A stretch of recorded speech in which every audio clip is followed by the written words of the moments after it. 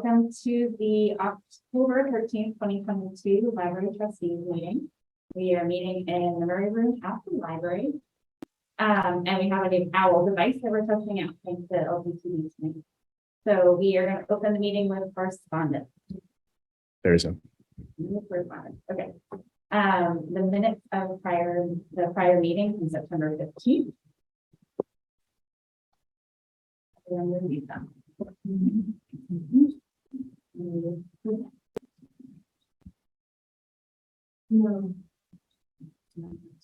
A motion to approve the minutes as written. All in favor, say aye. Aye. All right. We're moving on to public participation. doesn't look like there's anybody.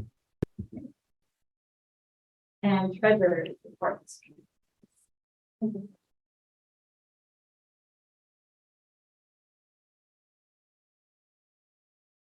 The current amount for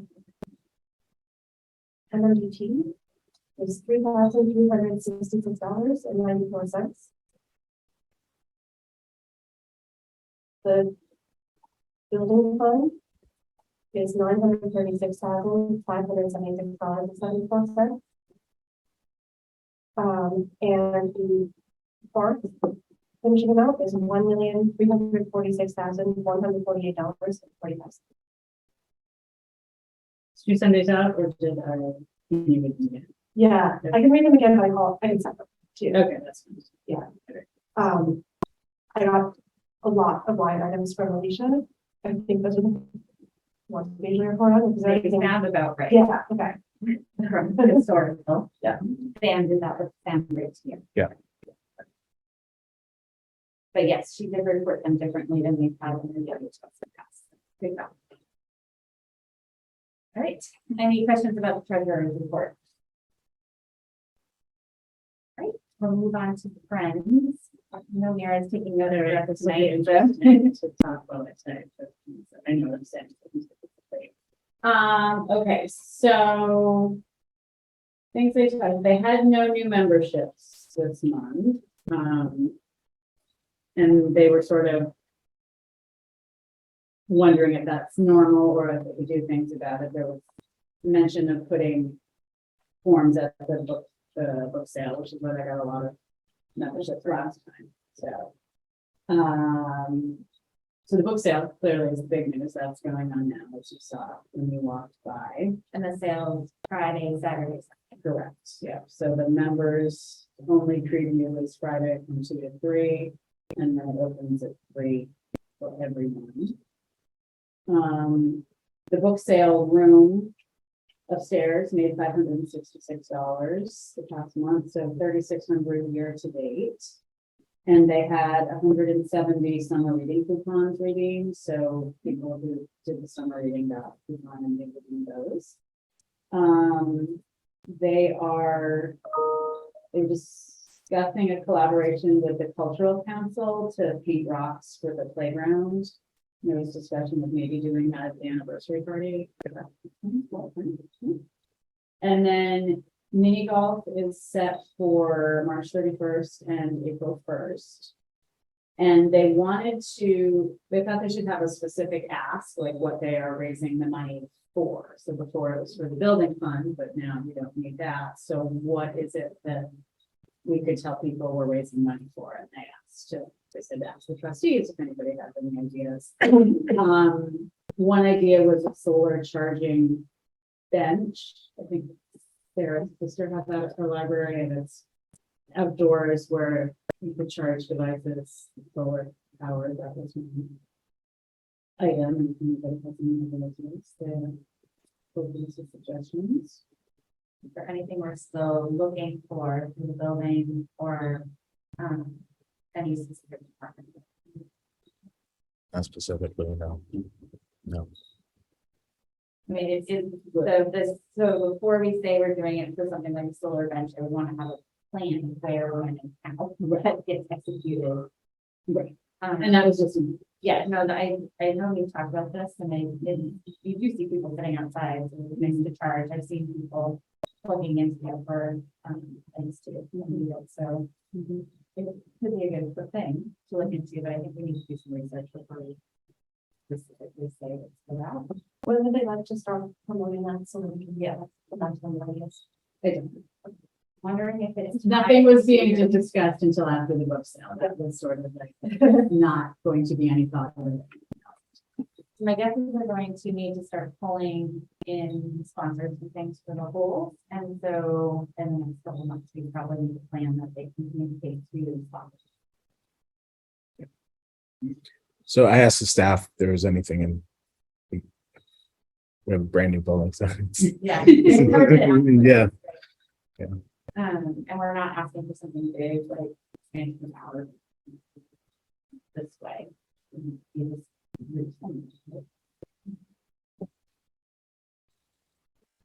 I don't know, I know in a previous trustee meeting, they talked about, if you added Sunday hours, if you added something like that, it's just a method to do that, for Monday golf or, something like that. So I think it may be worth having some discussion at the next meeting. I think they made like $13,000 the last time, so I'm not sure that would last for something very long or. And my guess is this won't be as practical around the building. And again, when we talk about Sunday hours, I would really love to tie that into something where we're gaining information on our operation hours from the town, and just to make sure we are already open during hours when people need us to be open.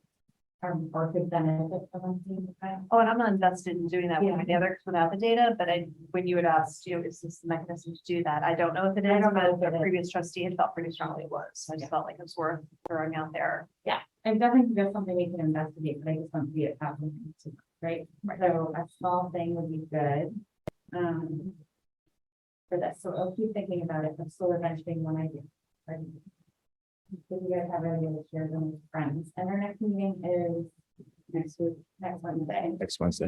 The other thing I would wonder about, and again, I don't want to speak for people, is, but a couple of librarians casually have noted, is there enough patio furniture? Because we really haven't had the building. We've gone through one cycle, with it, but, and it's been a time that it's been a little more crowded, so I don't know if that's something the friends would be interested in, or if that's something we would want to put forward, but that might be worth going back to the team and saying, especially with those with a clear view. That's something that might be necessary. Right now, it's the one table, there from Adirondack staff chairs, right? It would be great to know if the staff thinks there needs to be another table chairs. Did you, speaking of tables and chairs, did you order the covers for them to in there? Can also be some things for the library and things. If it's anything people are asking for. Like a 3D printer, I guess. We already have one. Oh, we do? Yes. Oh, cool. Anyway, something. Is it in the library and things? It's not in the library of things. Right now Catherine's working on creating a program around it. Yep. Okay, And then they were discussing staff appreciation breakfast before the birthday party. Is that right? So before the birthday party on November 5th, to have breakfast for the staff. like on the fifth? Yeah, just not it would just be like a spread that they would put out in the staff break room. So, They could, right. And friends. Yes. And then they will be working on sending out an email newsletter, I believe, around the end of the year. So, just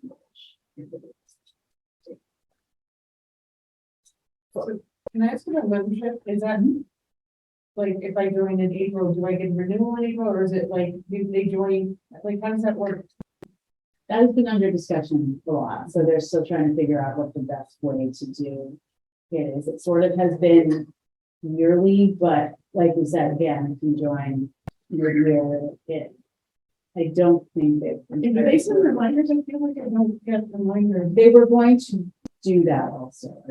That's just, but yeah, there's the big, there's email, and there was a mailing. They also put flyers and stuff.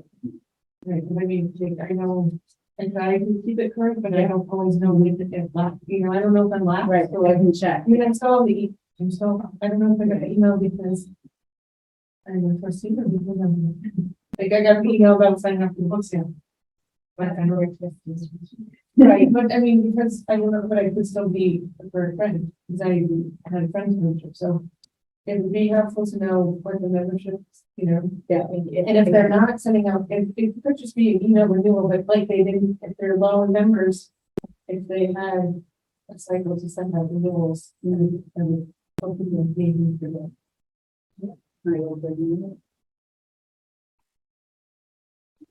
Any other questions? Okay. Go by books. Book fail. I am sorted yesterday. Yes, it looks so much better. It looks so much better right now. So I just want to stock more books in. Okay, so let's go on to building updates. Is that next? Yep. Let's start with the elevator, please. Okay, so there are two issues going on right now with the elevator. One is that there are something called leaking packets. So right now, if you were to look underneath the elevator, there's some fluid that is leaking from it.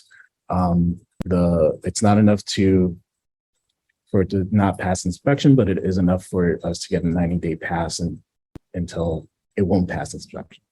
So we've been going back and forth with the manufacturer, Delta Beckwith, about whether or not it's under warranty. Finally, we got an answer a couple days ago, really yesterday, and they are going to come out on Monday now. Originally, they told us Friday, but I guess the threat of legal counsel got them moving. So now on Monday at 6:30 a.m., they will be here to make the repairs. So that means the elevator will be offline for the entire day.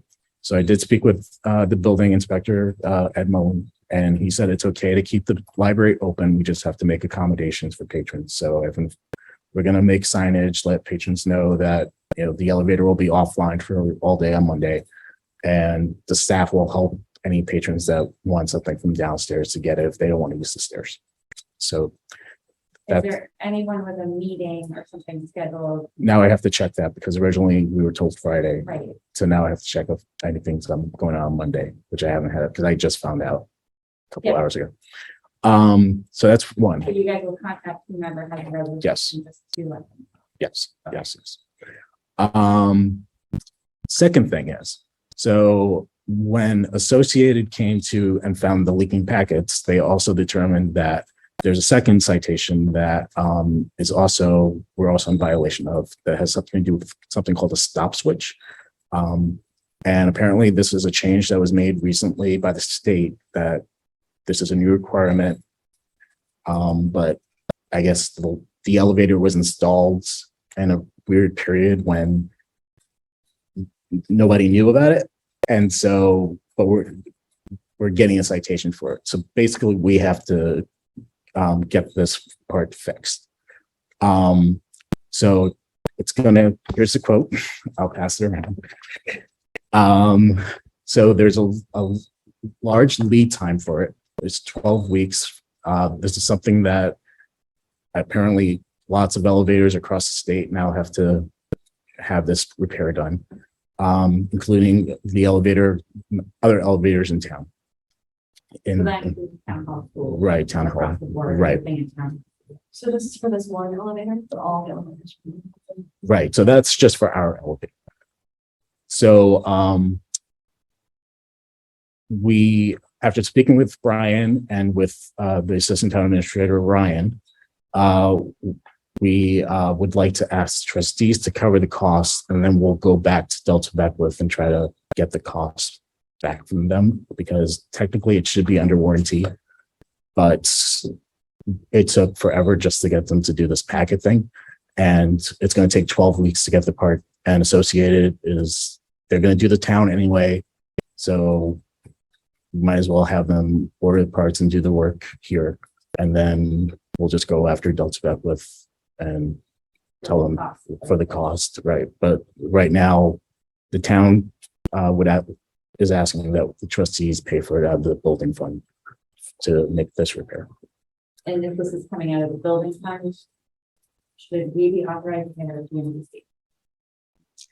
Ryan said that the trustees should be authorizing it because it'd be coming out of the, It'll eventually come out of trustees money. right. Yeah, so the amount is $7,570. Just for the record. So, yeah, so I kind of need to know this right away because I have to call them tomorrow to tell them to order the parts. So, and then I need to send this out. Sam, who's covering the legal fees? Because I know that the council is on the table potentially for that. Is that something the library ends up covering or the town covers if there's a legal cost? to this I affiliate? believe it would be the town. The town keeps them on retainer, I believe. That is something we should figure out for sure.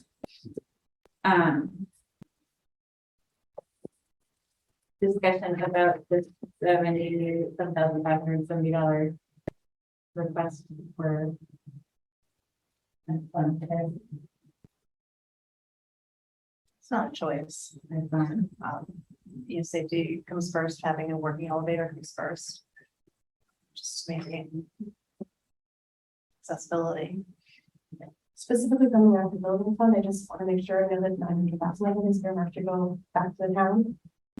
Sometime soon, right? So we're gonna have like 36, whatever that number was that's left over. About the board, I remember we were talking about other things that we should use that money for. And I'm not saying we're not paying, it's like, is that the right fund for it to come out of? In my opinion on that, given that I do see this tied to the elevator issue when it was being built and the timeline of that and the repair and so keeping it in the building fund kind of keeps it under the umbrella of the project. And for me, I can see that path working. I just want to make sure in the end, any like extra money from the 14.7 million, whatever comes, we're starting to chip away at our trust fund in excess of the 100,000 we've already put in. So we are meeting with Alicia next Friday to just get a good, where are we? Like, where are we on here and where are we, what else is still yet to come out of the buckets and to line up the buckets. And we can talk about why that is later, but it does feel like we built this library to be ADA accessible and without like a passing elevator, we can't even get people downstairs. So like that doesn't work. But if I'm understanding correctly, because there's that much money earmarked about to be transferred out, is there even money left to cover a $7,000 bill? There is. Okay, Yes. perfect. I just wanted to make sure we didn't have that other money earmarked for something else. I ignore Friday. I mean, I think there are a few little things. It's a matter of which, I don't know. I still see this as one bucket. At the point that eventually we're gonna say the town can say, you owe X amount for the building and it will be under the 400,000 we said we would do and or 300,000, right? Because we already gave 100. So There's nothing else coming out in the next 10 days that we're aware of, aside from the large movement. yeah, they're taking that in the next few days. Right, but there's not another There's nothing else but a deplete 36,000 on the outfit that we already have. in the next 2 weeks. It's just the 900 what was returned for it, But incumbent, incumbent encumbrance. Okay. Okay, so I'm okay with that. I think we do have that 36,000. and it's not like it's due next week. It's,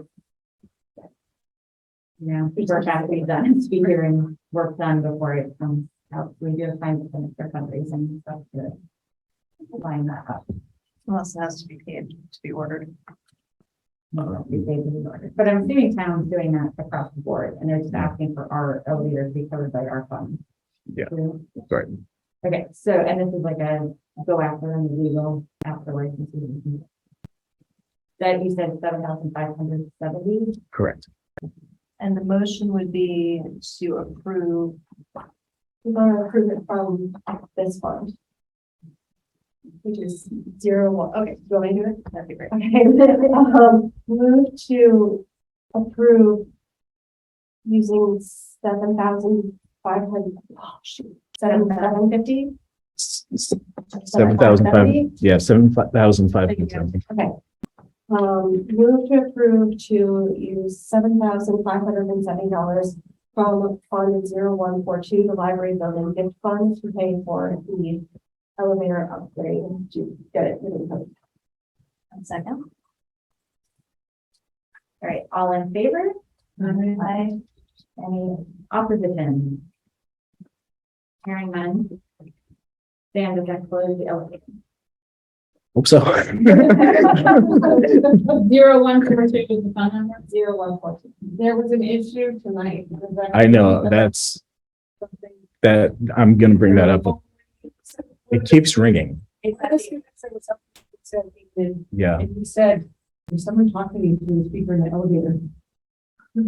So I went and like, so there was this phone ringing and I pressed the help button and then stopped, but then it started moving again later. So. yeah. Okay, so as we're resolving all of these elevator issues Yeah, I'm next done. week, we need to make sure that is addressed. Yeah. Thirdly, the ship. Yeah, they've been out here 3 times about that already. At what point does that go to either Brian or? Is it worth a letter from council? Like, at what point does that become a letter? I feel like we are approaching letter from council. This feels like a safety territory. concern, like a potential safety concern. I know that patron is not at risk, but for the librarians to be able to effectively run the library, for you to be able to do that, you need to know the equipment that would let a patron call out is safe if something happens. Especially after Halloween. And with the amount of meeting rooms we're using, I saw the numbers.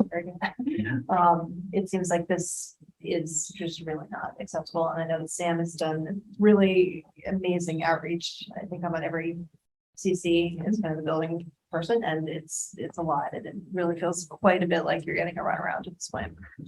Yeah, I'm gonna discuss this with Brian. Yeah, I think Brian is our right resource for now. Eventually there'll be, hopefully, if it passes town meeting, will be a facilities person to run this through. And that person hopefully will have the That person's gonna be so busy. understanding of how to do this. But it does, and Brian was like, the next thing is a letter. So I think we need to outline, make sure we get everything to do with the elevator to them so that on Monday they can fix everything that has to do with the elevator.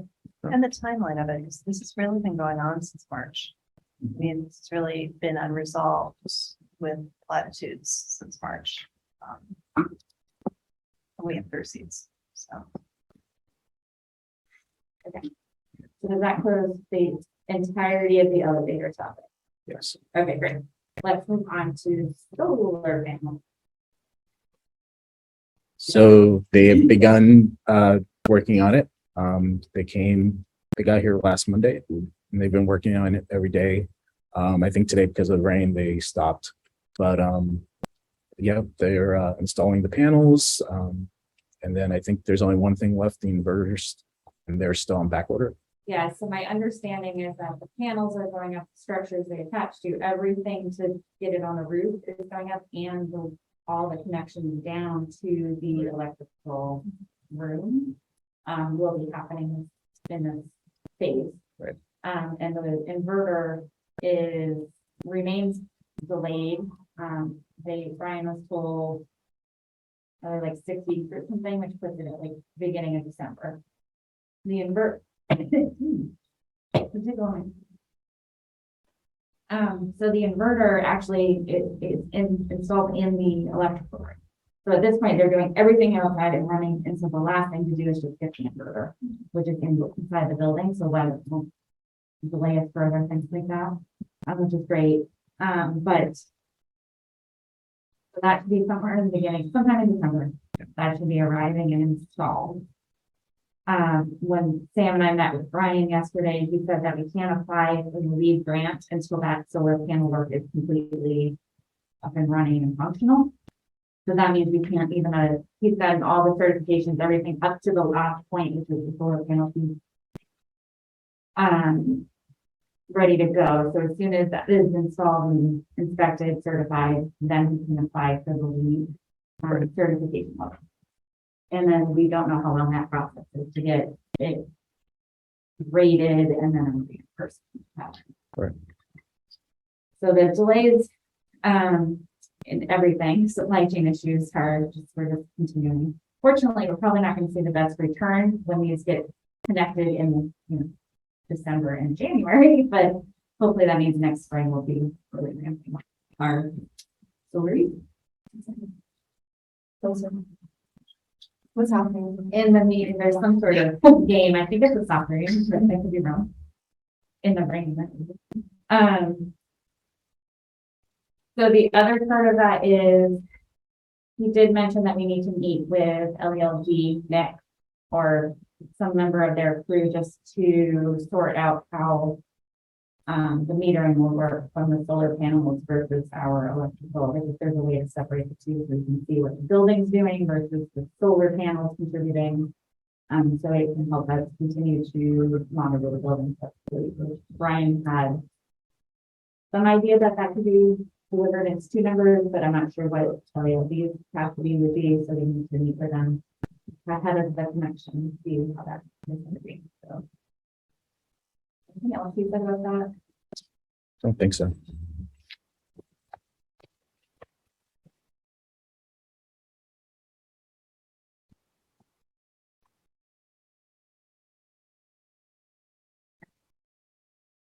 I forgot about that. Okay, so the next thing is the EV charger update. So electrical, I think this one's for me. The electrical vehicle, I think in the last meeting, I updated you guys that we found out that the EV chargers are on the 1 meter for the building. And that's a problem. And so there's going a change order is going to go in to add a meter to separate the two. So they've got a meter for the building and a meter for the EV chargers. And then when the chargers get hooked up, then LELD will be in charge of deciding what charges and things for people who are using them at that point. So the town got a quote for the work to separate the EV chargers onto their own meter and do the groundwork and run it. And when we are doing that work, Anthony asked that we also, if we have to install a meter, we also update the cable so that they can do a future update to a total of 3 chargers there, which is 6 spots. If we're doing the groundwork, we might as well do it right, not have to do it again. So that quote came in, it's for $16,419 currently. Some of these parts that are needed have a long time to get, like that 20 to 40 weeks because of supply chain issues, things, so prices may change from then. Brian helped us work through how to go about this. So this went to PNBC last night. My understanding is PNBC said, yep, this is a work order change, and it asked requested POs be issued for this work. So it will go under the umbrella of the project, just like the other things have so far. So at this point, I just I want to make us aware again, because that 6 days, we adding up eventually, this will eventually hit trust fund. So this money adds into that number. But I think in the end, having one or EV chargers hooked up is a good thing for the library. Having the meter separated is a good thing for the library, and makes me mad that this was how it was not fixed from the beginning, but change orders happen when you do construction things. So I think that's good. And eventually having more than one charger here, which I think is a benefit to the library as well as future things. So this 16,490 does not include the 2 other chargers. So the town is looking into getting grants for what other mechanisms they could do to purchase those charge point chargers in the future, but that's not what we're doing. So, anyone have questions about the charger? I do. Are they maintaining chargers on the other side of the parking lot by the old library? LELD, yes, correct. And are we committed to doing this? I think because it was part of the project and falls under the lead grant, we are committed to making sure this happens.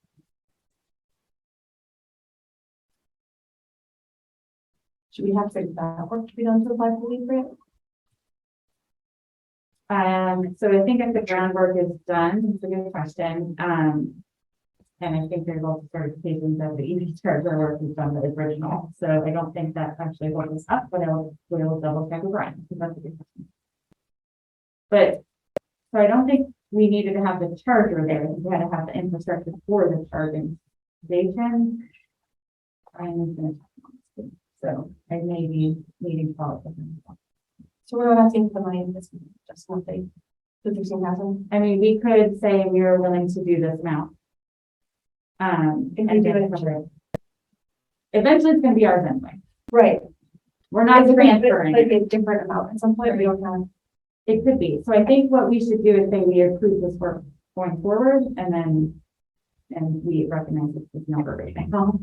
But I don't think we need to move the money out at this point, because we'll go through the building fund process to pay out as the various funding sources get what the zero down.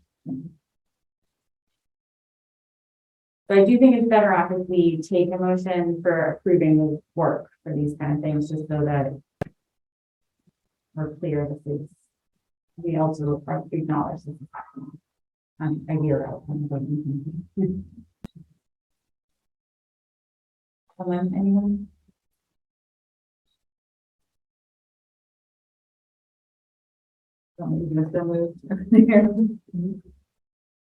The motions need to be in the unanimous pastors majority.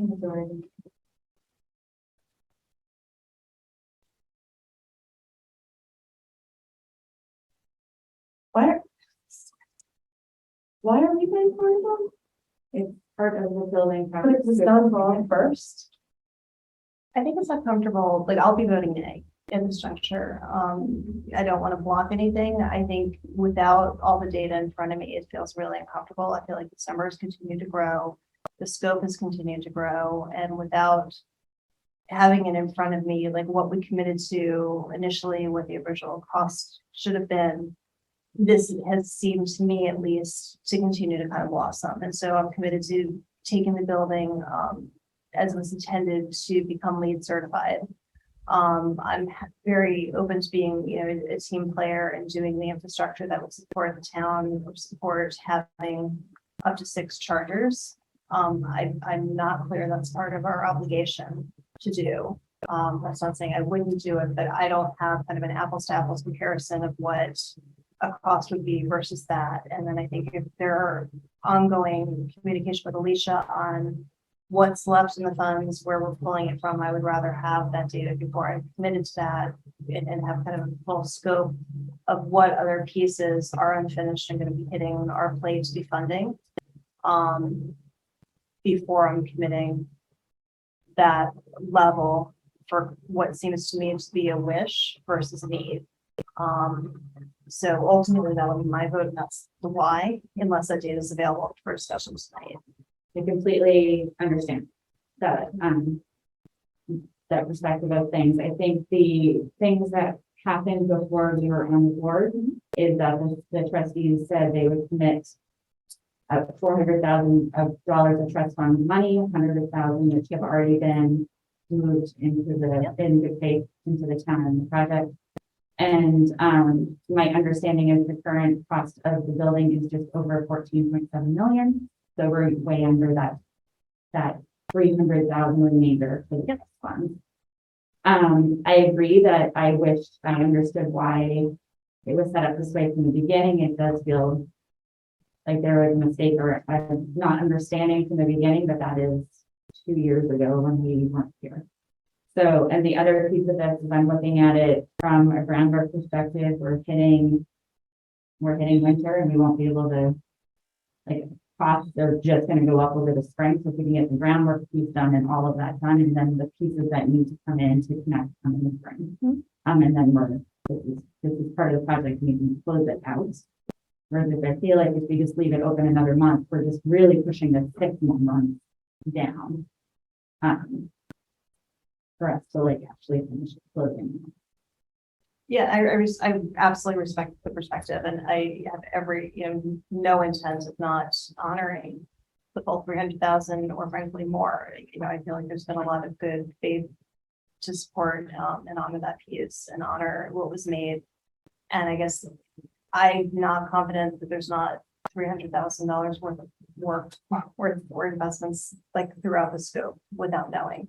Because I've sat around the table and we've kind of said, we're done, except then we needed X thousand for the stairs, or X thousand for this, or X thousand for that. And so I don't feel like ethically I can say we're good going above and beyond something that we committed to, even though it looks like we have all this money, without going through the full budget process or understanding just even what it would be if we didn't do the extra. I don't think Anthony's wrong for asking for it, and I think it's probably very logical to support it. But again, without having that, I wouldn't be voting in that direction. And if there's some urgency to it, I'd be very happy to reconvene. I'd be very happy to look at the data on that piece, or I might be the only name, which is going to pass anyway. I'm very comfortable with that.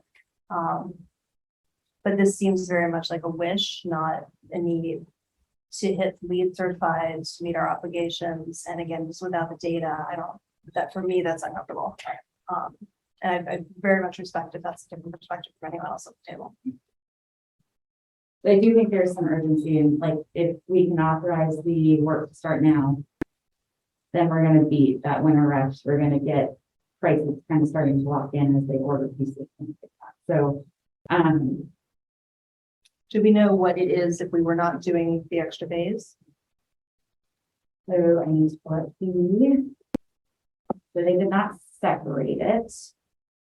Because what is happening is they have to order a, cable that can accommodate the 6 or 3 charters. So the cable, the electric cable has to be upgraded to this.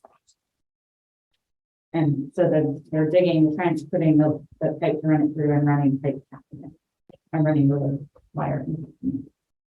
And let me see if operating. Well, Chancellor and Sam, do you know from your discussions, like what or how many to meet the LEED requirement? It had just had to have the infrastructure. I mean, originally we just asked for 2. And I think the others are a town request. Right? The town increase, yeah. Yeah. So we're not, so other than upgrading the pipe and the new circuit break panel, which is to separate it, and then the increasing of the circuit. So that it has the capacity to do the other 2 charging spots. Like, those are an increase, but I mean, that's part of this proposal for the 12,690 part of this proposal.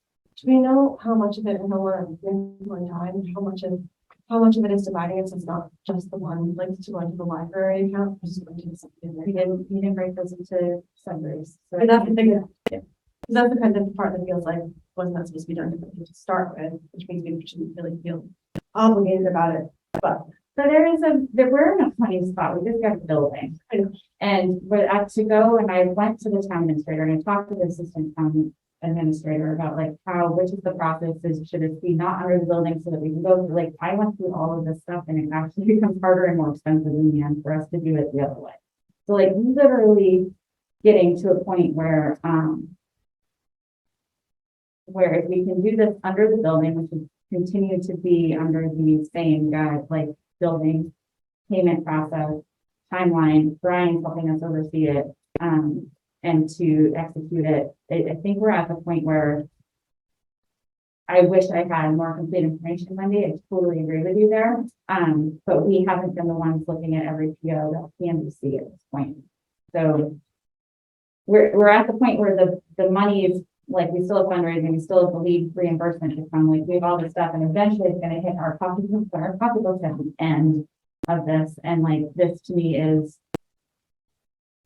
we said we were gonna have a charging station. In order to get a charging station that can function, that's happening. I'll make a motion. Move to approve starting the work to upgrade the infrastructure, to complete / upgrade the infrastructure for the EV chargers. Need money involved? Currently valued at $16,490. This number. All right, could you repeat your whole thing? Yeah, I'll try to say it. All right. Move to approve starting the work to lay the infrastructure for the EV chargers at a current value of $16,250. 16,490. Did I miss anything? Is someone? I think it's fine. We're not moving the money out of our trust yet. We're saying we're aware that this would be. Yeah. And authorize it. Okay. All in favor, say aye. Aye. And opposed, nay. We have a majority. We'll tell Ryan to get that moving. As well. I have to write who says nay. Yes. I think so. For numbers, I'm not sure if it's numbers for people. That's true. I don't know. I'm comfortable with that. Anyone who listens to the discussion was all there. We all know. Right, backward. So then we have I left the HVAC update on that. I'm gonna give you guys an HVAC update. So LELD continues to send us data on our actual usage about twice a month. And looking at our month of September, we are pretty much spot on to projections after I have done some more adjustments to the occupied hours.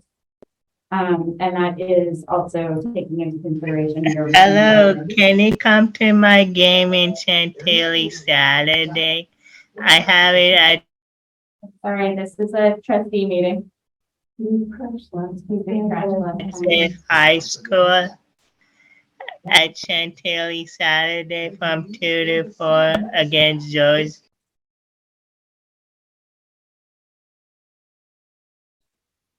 So we also, given this has happened twice, I would like us to talk to the town clerk about how to deal with these kind of interruptions that are clearly not library business at the same person. So if there's a way for us to, Dan, can you follow up with them?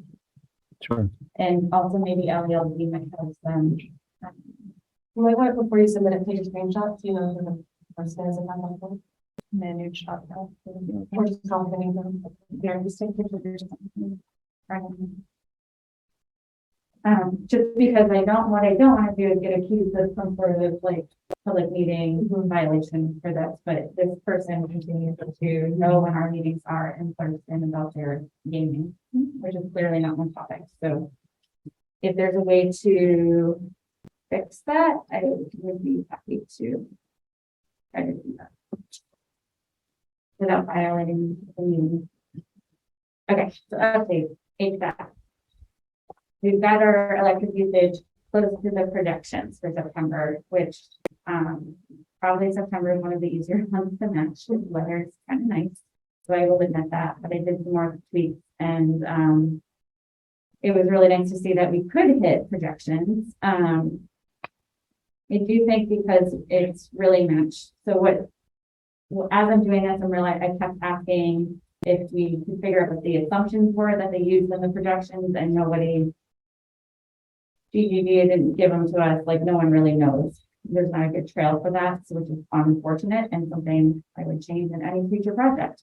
But because we can get close by narrowing the operation hours, my guess is that it was just library operation hours and no consideration for after library hour meetings and events that would need to be, the building would need to be on for. So we should talk about a procedure of how to get the building turned on for events. Or maybe the next step, which is Hvac controls. They were the ones who did the computer work and programming that way of the building, the HVAC system. Sam and myself and Brian met with them Wednesday and talked about the request to break our building, because right now it's either all on or all off. There's like one run mode and you can't schedule areas. So we're requesting that they break the building into some zones, so like the staff area, the meeting rooms, the adult areas, the children's YA, like history room, so that we can run each zone independently. that will prove two benefits, which will also help us decrease our energy consumption. One is we can stagger when they come on and when they go off.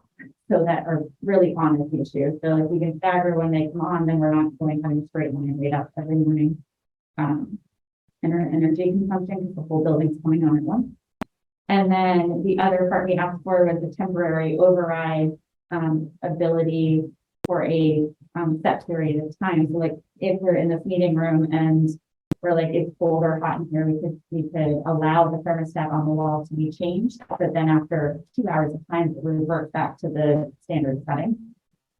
The reason that's important is right now we don't have that. And before we were aware of the issues with the building, every thermostat was on, available for people to change it, and people were changing it and just don't know how to use it. So one room was on dry, one room was on heat, one was on cool, one was like crazy temperatures, both high and low, and like the 2 meeting rooms right next to each other. So being able to allow people to, especially in the Murray room and the Sturts room, after hours would mean that we could actually run the building and in unoccupied mode. Somebody could change the thermostat on the room itself. The building would turn on, you have ventilation and everything for that 2 hours, and then it would revert back, which it will make things easier. So we don't have to run the building on the weekend when no one's here because we just don't know when they're coming in or not. So those two changes should help us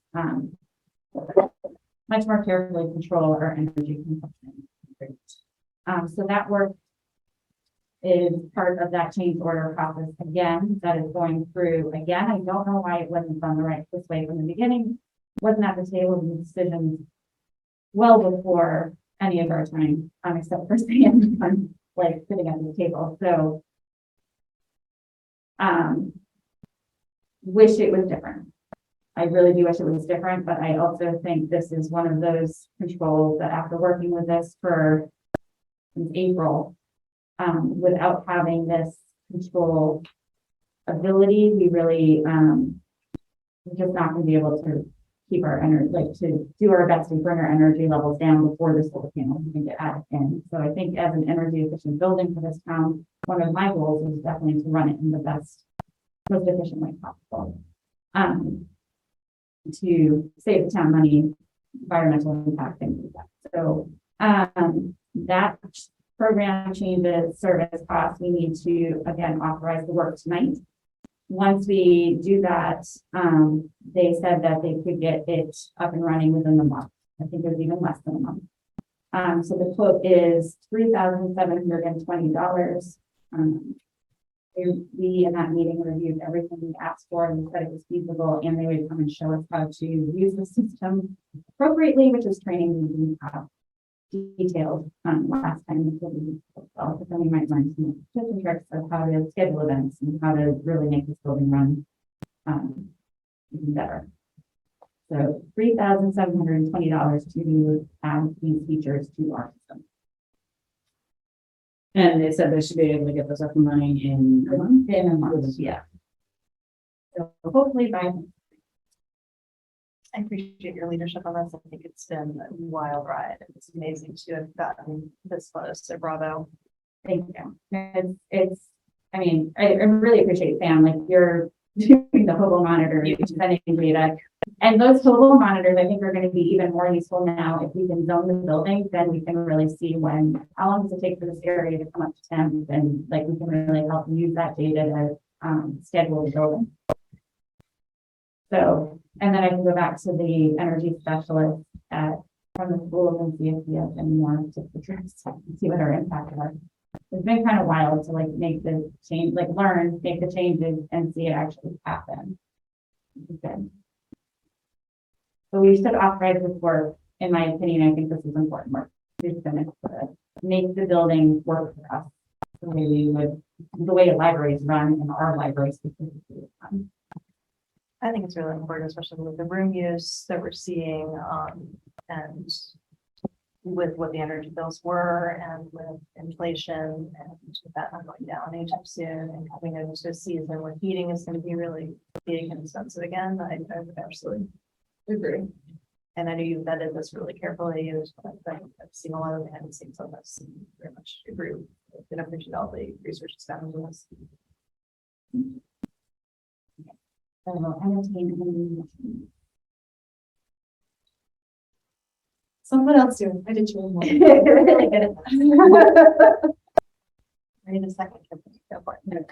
What am I saying? Move Do- to approve Approve the work for adding, feedback control programming. You want to get it out? $3,720.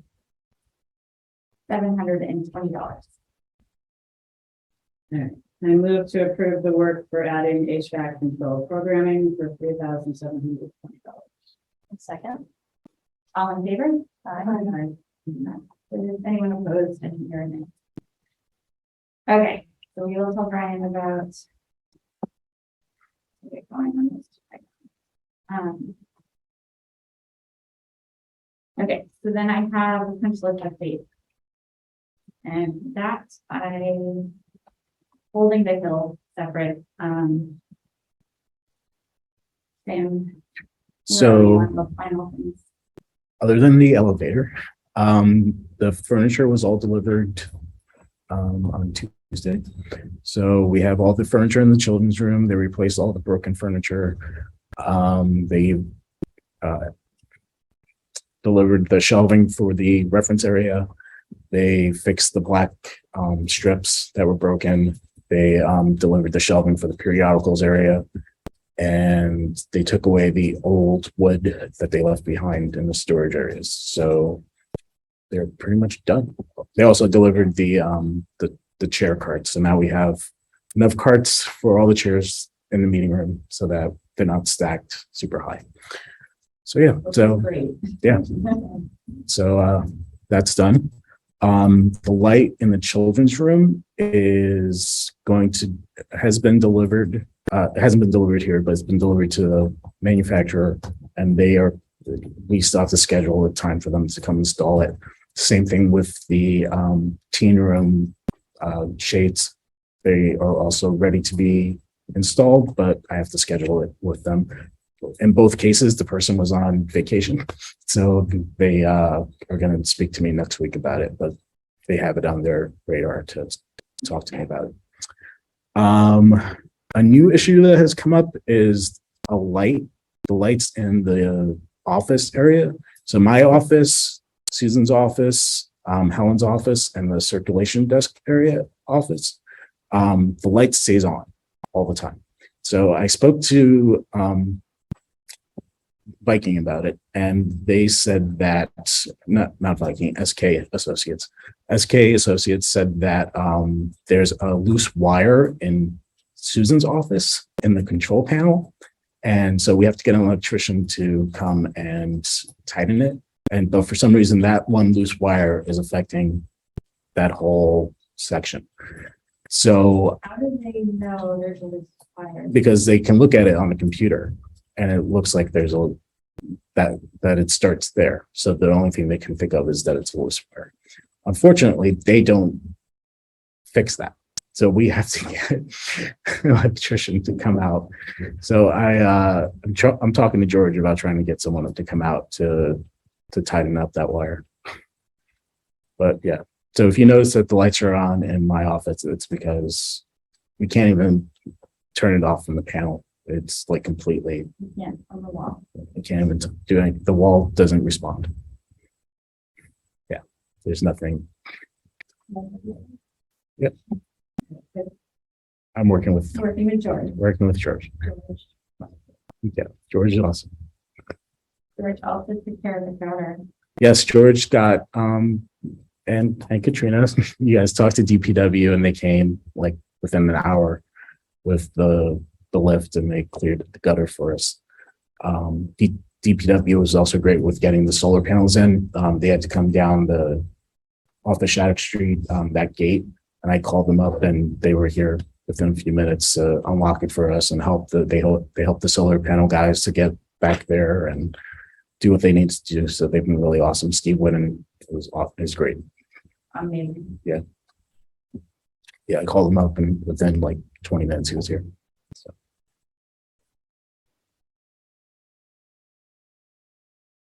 I'm very grateful for their help. Did they say if they saw a screen over the gutter? There's There's nothing. no screen. So there's supposed to be a screen. I don't think so, no, the gutter guys had said that you can put the screen on and that will stop, some of it, but ultimately the leaves will also then just sit on top of the screen. So it doesn't actually solve it. But there's a tool from Amazon that's about 10 or 15 bucks that you would just from telescope and just sweep periodically without having to get up and in, was what they had recommended. Where we can reach Yeah. the one over the meeting room.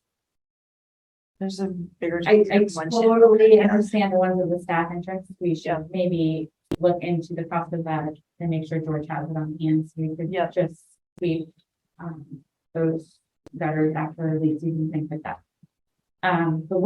The gutter that was causing problems was the one over the side entrance here, the emergency exit. That in would the be a meeting room. Big telescope. And that is a very big telescope I line, but, which DPW had to bring their big truck with the, well, And that maybe, I know that Sam's working or kind of has in progress, what's the maintenance that we just need to be on the town schedule for, and it may need to be a couple times in the fall, once, I do think this has to be added to that list to make sure, we need to make sure that list is being populated and that this is one of those things to go on it, for sure.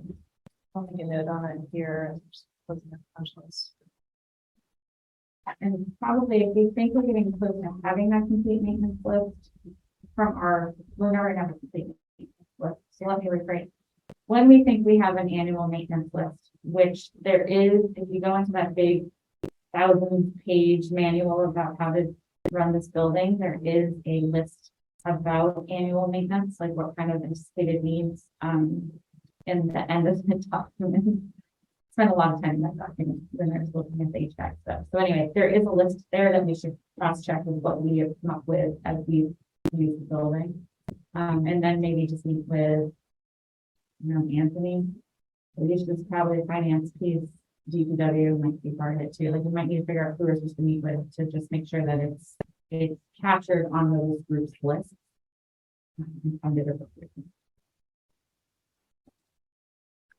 It was, given that we're looking at fiscal year 24 budget season, we should try to get that sooner rather than later, so we make sure that it's funded.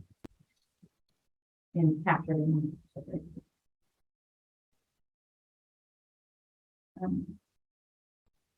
Sam, did you have a list when you said you started a list? Maybe we can put our heads together on that. It's on the bottom of the punch list, so as things came up, it's on there, and then we had sent Sam a suggestion of just what kind of routine stuff, when you do a walkthrough, monthly, quarterly, just we're not losing anything, that we're touching page or things like that as well. And I think we had, Yeah. I think we said like January, February, so we're hoping to have. Yeah. So even if we have a draft right now of what we think we have and compare it to the manual, and we could at least share it with Alicia next week, just be like, here's what we think, this is the task, or Anthony, who can, and George can help us. Which of these fall under what contracts, and what departments, other town departments need to coordinate to run the building. Annually. All right, any other punch list? So the last thing is the hill, and the hill is, so the hill being we have grass growing on both sides, or we have things growing on both sides. There's two hills. The side on the ball field was seeded with that highway mix. It seems to be growing. My understanding is fine and as expected, and it's not been a problem. The hill I'm referring to right now is the side that was intended to be the wildflower pollinator demonstration landscape. Lack of a better word. Which was conceived in conjunction with conservation. My understanding, as part of the conversation about the budding, building, everything, that's how that came down. There's just a lot going on in there. So a lot of things are kind of conflicting. So when we walked with Amy Green and they Amy didn't seem to think there were plants that were seeded that were, Amy was confident there was zero growth, anything that we had put seeds down for, and it was 100% weeds with the occasional maple sapling. there are a lot of maple saplings up there. I can tell you that for sure. Yeah, so that was the piece there. And so the two things that Amy and I talked about is that if a reseed was necessary, and it looked like it would be, there would be increased flexibility from conservation to not have such an elite mixture, as long as there were native seeds. As my understanding from previous notes is that this seed mix was purely specific. And that local folks had recommended some others, and there's probably a happy medium in there, which Amy was very flexible about and very gracious about. So as long as there were native seeds inherent in that, we could move forward with something that might be hardier, and might take better. Knowing this is a multi-year project and like things will evolve over time. Yeah. So that's where Amy had, and I had left it. So there's that. In the meantime, Amy organized, so this is planting season, fall, a good planting season where you can transplant plants and they get a chance to grow roots, hopefully before they die over the winter, and then they can come back in the spring and having a base for roots to grow deeper with them. So Amy Green organized her contacts in the Littleton Conservation Trust, and specifically Erin Jade, who has her own garden that is apparently filled with native pollinator plants. And then also Amy pulled in Littleton Country Gardeners. There's a number of them that have native plants specifically on this list that was used for the Dr. Year letter. Yeah. That was used to pick the plants for around the building, the front of the building and the patio being part of that list. So the plants specifically on this list are beneficial for our native pollinators and attracting native bees and all the bugs that are actually present here, but also providing them food for the entire season, not just a pretty flower and not necessarily one that's matched to the pollinators that we're trying to. So anyway, Amy organized her contacts and they all brought, had started dividing their plants and transplanted their native and pollinator plants to the top of the hill. And that's like 6, maybe 8 feet from the sidewalk, from the stairs down all the way down over to the fence line across the top of the driveway. And so right now, if you look, and they've marked them so that we can create a complete list. So the goal is having a list that we can share, or that can become an education piece for town and conservation. And very graciously, Wendy and Jonathan donated their rain barrels and expertise to set them up so that there was water over on that side. And it has continued to give water to them and water and everything. Just to keep them going and hopefully the tape. The one thing is, it does need mulch over there. So the soil on this whole hill is actually pretty thick cement and pretty poor quality cement. With very few nutrients. So, so at this point, like the goal would be to add organic matter so that it starts to decompose and change the chemistry of the soil so that it can actually support these plants going forward. So there is like a dream of getting leaf mulch over there so that it can start decomposing and then adding the nutrients back to the soil. We'll get to that later, but Amy Green talked about bringing her leaf grinder one day, having people take the leaves that blow to the end of the driveway, grind them up, lay them down, lay them flat, see what happens, see what it takes. But again, that takes volunteer effort. So at the very least, before frost, we need to get to just insulate the plants that are there so they don't just freeze in the ground. I did ask Sam to just give us some ideas of how much 3 yards of our mulch would be, and he contacted 3 local companies, and for, I think the most was 170, the least was like 140. We can get 3 yards of mulch if we can't organize a leaf grinding party for free. So there's that. Then we need to authorize that as well, or can that come out of supply? MMDT? That can come out of MMDT. Does that cost include spreading it or would we just spread? We would need to kind of. Yeah, it's just the cost of the mulch and delivery. And what is more labor intensive, the leaf grinding or the mulch spreading? They would prefer us to do the leaves, in terms of remaining as organic as possible and being as habitat friendly as possible. Yeah. They would also prefer and not die. Yeah, understandable. And then, so I think it's hard to say. I'm not familiar with the leaf grinding. They're willing to do quite a bit of it. I just sent everyone pictures that they took that we're hoping to advertise with the library too, with a thank you and kind of mobilize. I do think we need to do that. I've got some thank you just cards ready to go too from the full trustee team. They were really, the passion is huge, very enthusiastic. But I don't answer your question. And are there enough leaves that we gather or? I think it's the setup for this year, frankly. I got very caught up in their passion, to the point of I'm like, I can take leaves to my yard and put them in trash bags and bring them over. And realistically, like, you don't even need to grind the leaves apparently, you can just put them on top, but it's, I think I would have concerns about doing it kind of. This is one of those initiatives that is so wonderful and you want to nurture because it's such a community and very much what the library stands for.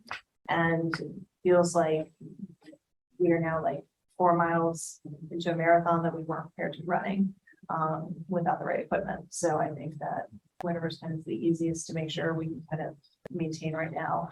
And then So maybe do the mulch now and we could do leaves, like we could make a plan in the future to do the leaf grinding. I think this is a wonderful thing to reach out to science teachers about, to see if classes would ever come up and do this for an hour during the day, given the proximity. I think that there's such a fantastic volunteer opportunity here, education opportunity. Dr. Prager is willing to volunteer time and give talks, both And to the develop school and the curriculum for library. programming and schools and things like that. They have a vision of the entire hill ultimately be QR coded with recordings, either from them, from students, from Dr. Prager. They're hoping to make YouTube videos. I mean, they have a vision.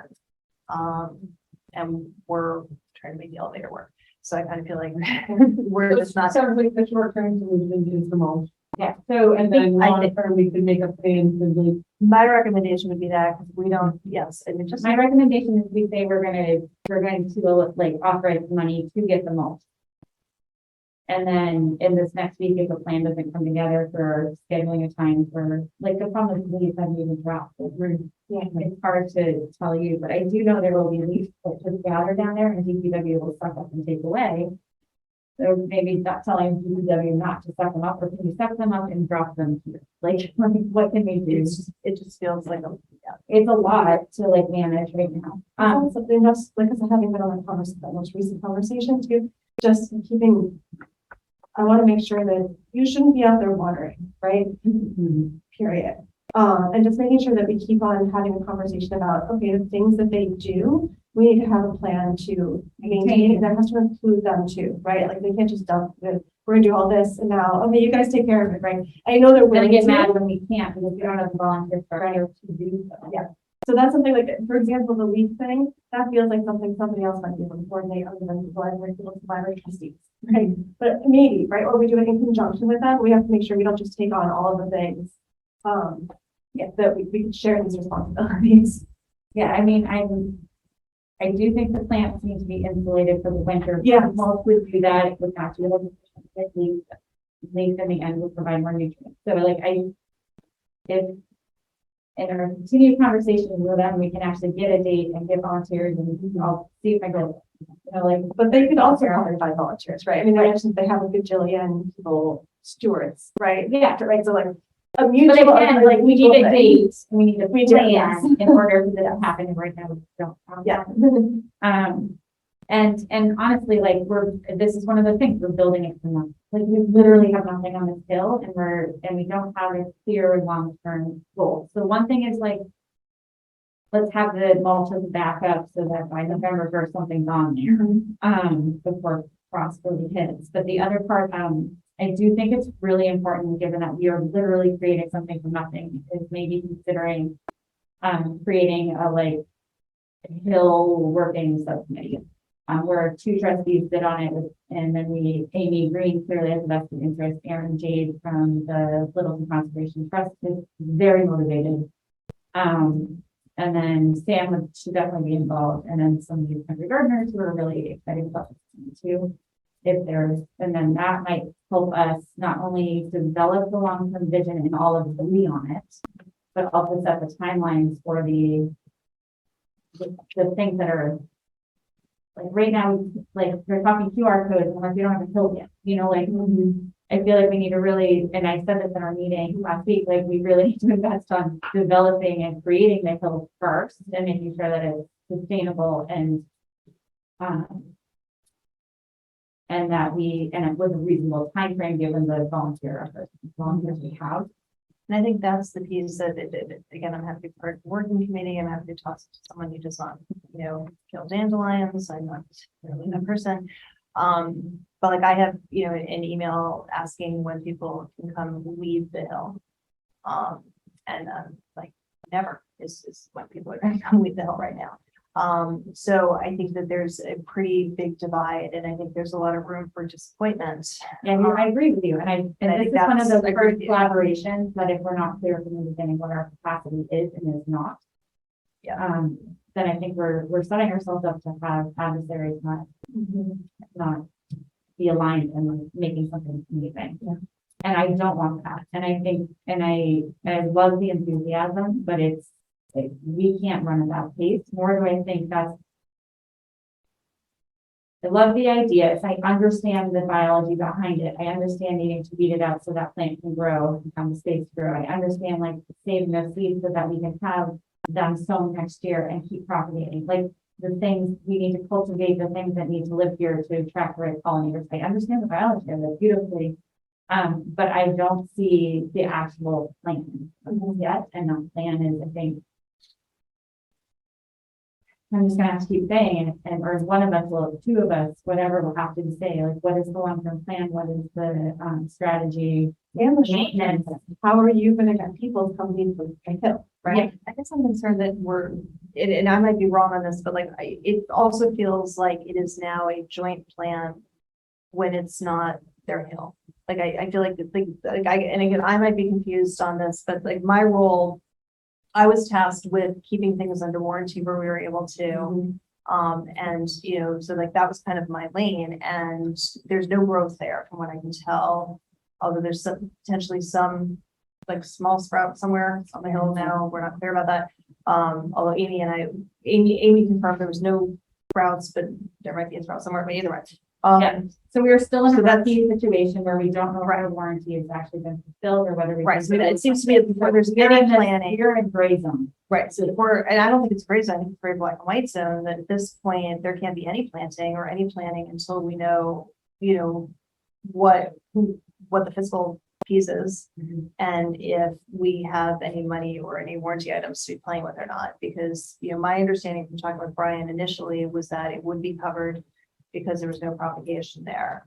I don't know what the cost was to seed, but again, like that would be an interesting number to look at when we're looking at what we owe. And again, I'm committed to doing the building pieces. And I keep coming back to like, but I want that, I want money to be able to be available to the patrons and the other things too, not just that.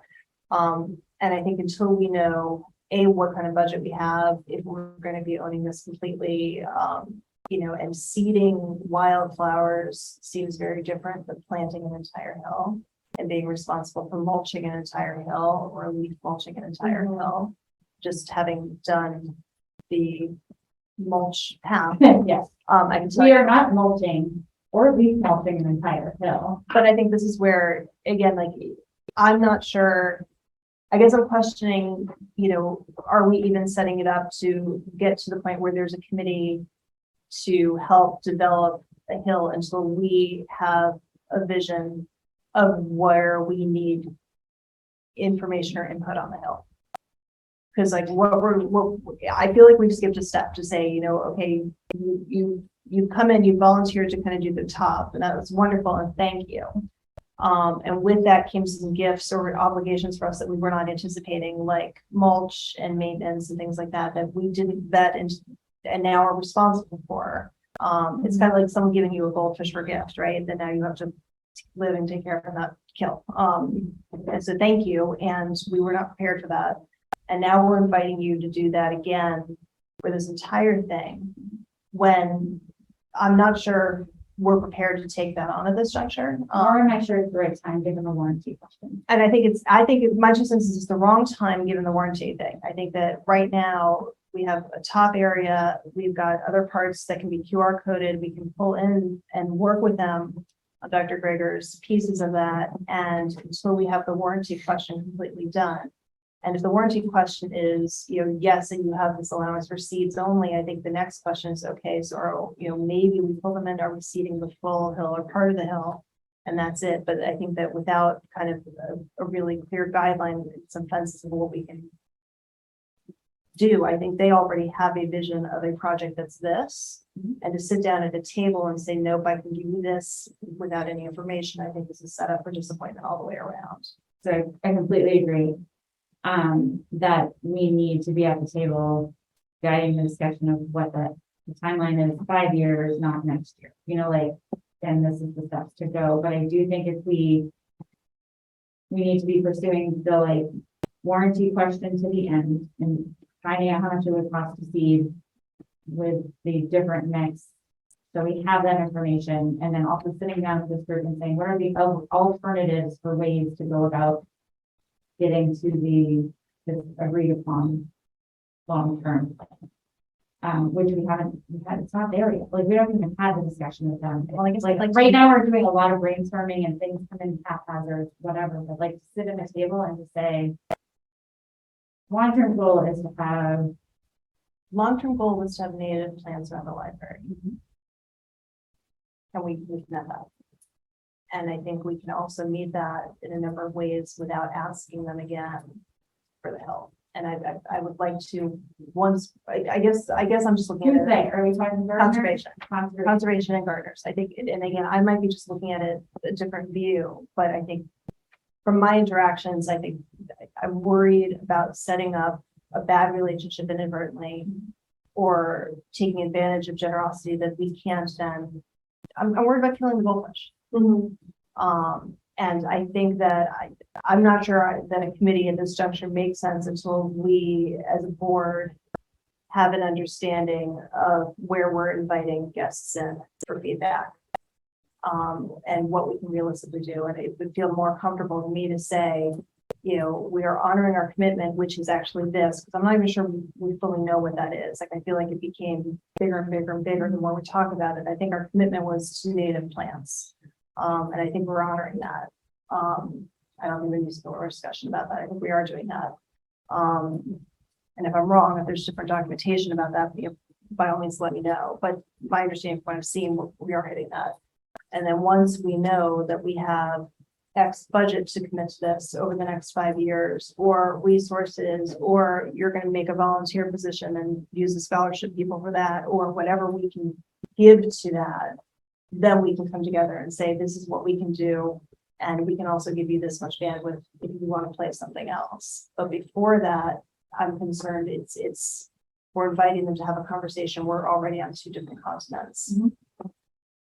I'm afraid if we don't sit at the table now and say, hey, we need to take a break a little bit, then we are going to find that the relationship will continue to get more and more uncomfortable until we can sit around the table and start hashing it out. So I'm afraid by saying, no, it's ours and we're holding it until we figure this out. I don't think the timelines are matching growing season, planting seasons.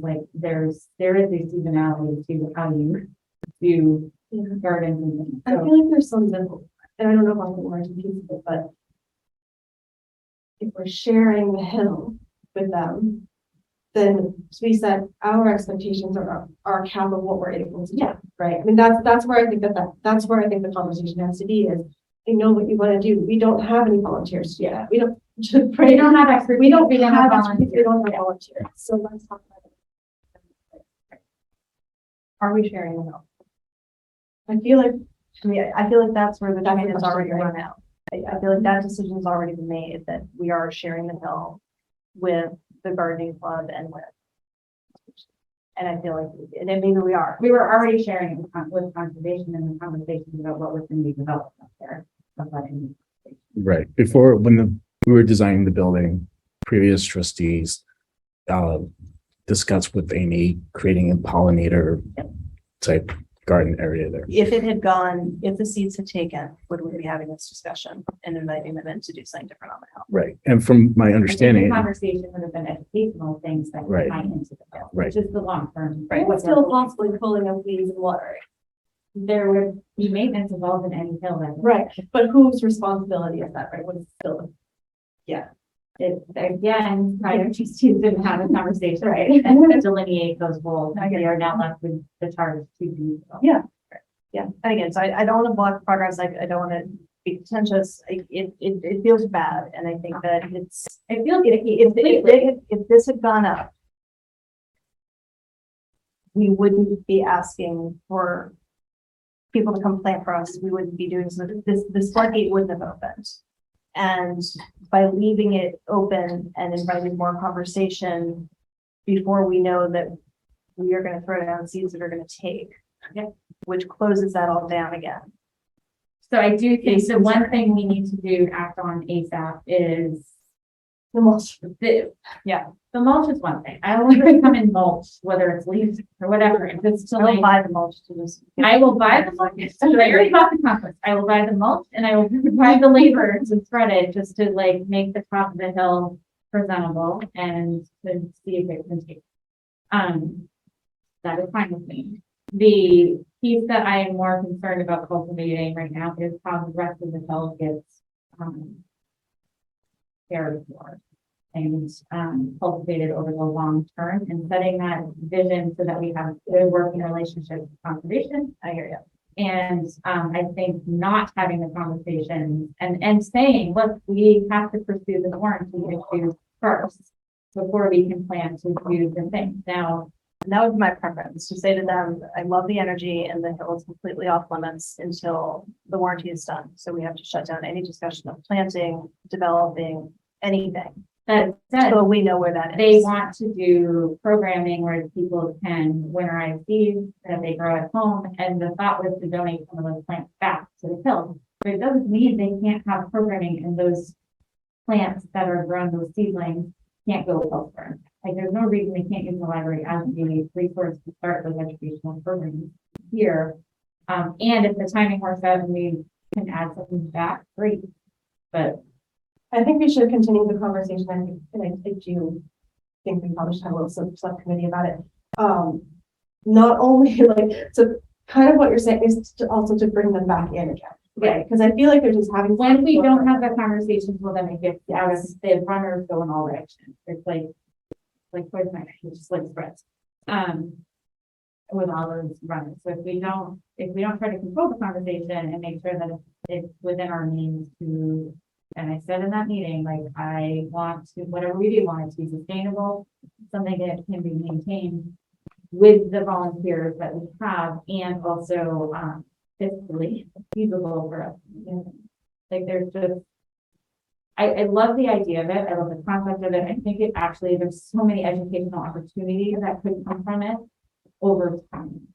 But the first part is we don't have a hill that's prepared for the cause, the end game cause for education. It doesn't matter.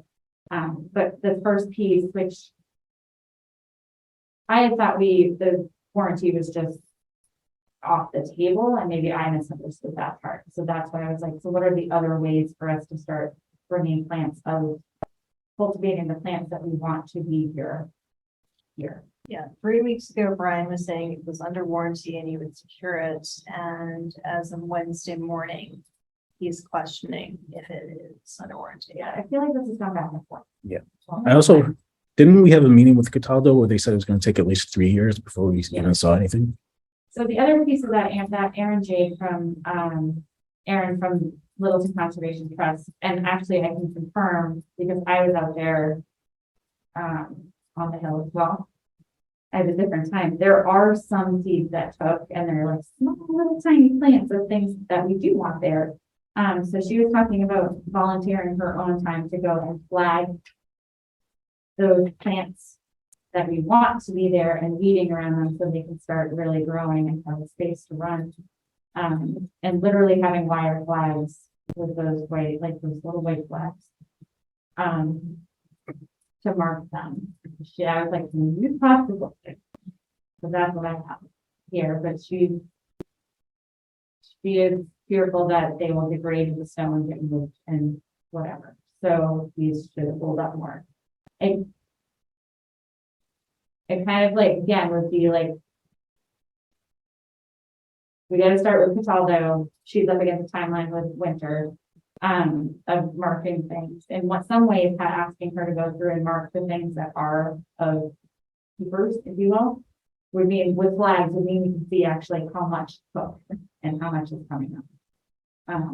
Visually have a little system to like weigh this on the hill.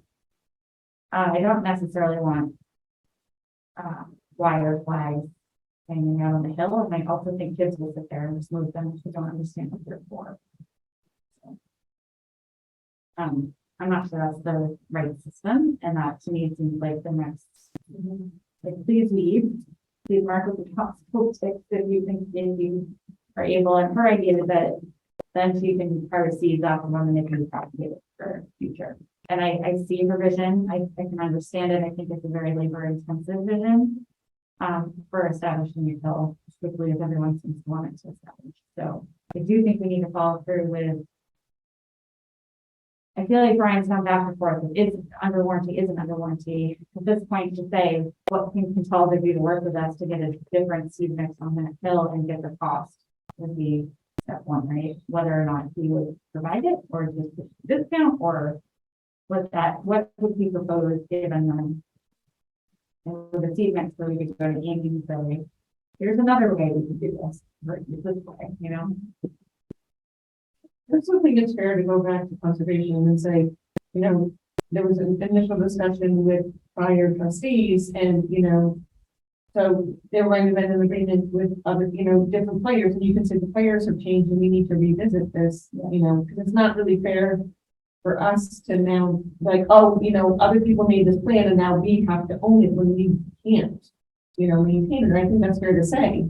Like, other people might have had a different vision, and the reality is this is who we are, this is what we can do, and let's revisit.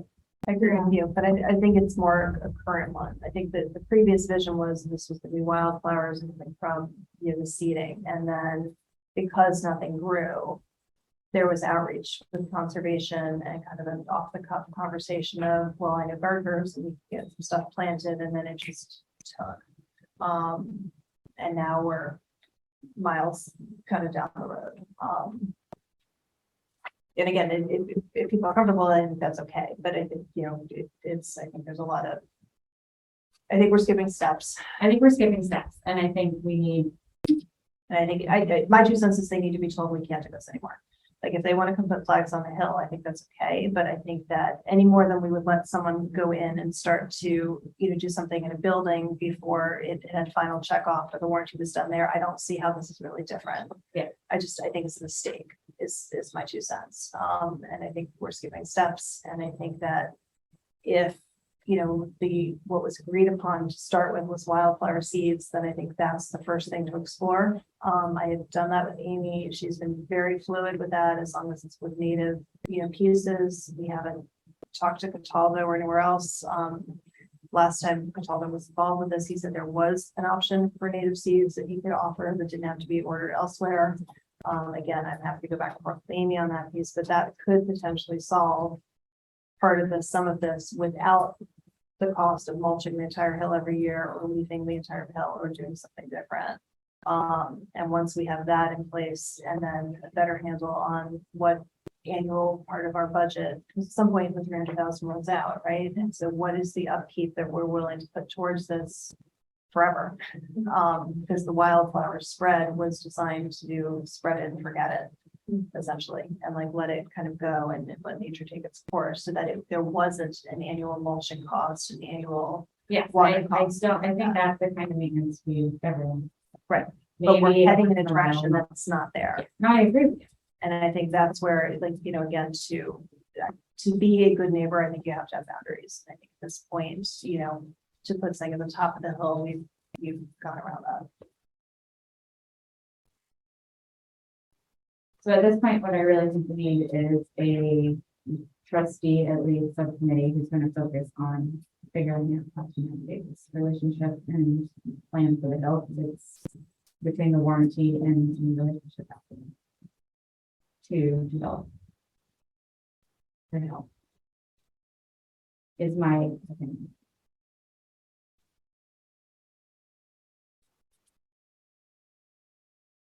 I agree.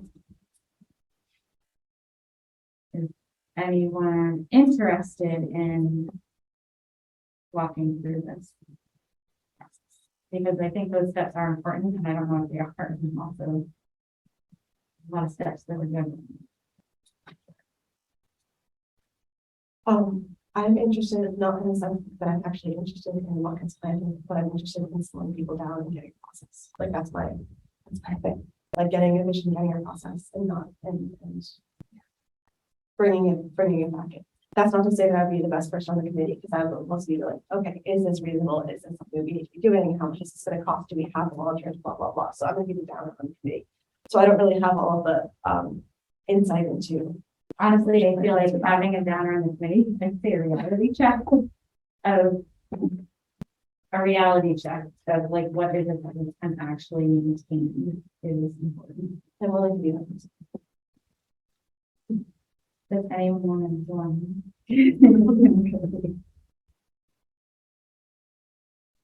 I can continue to work on it. Maybe I know you've been involved too. And I don't know. I know it's frustrating. I know we both felt it.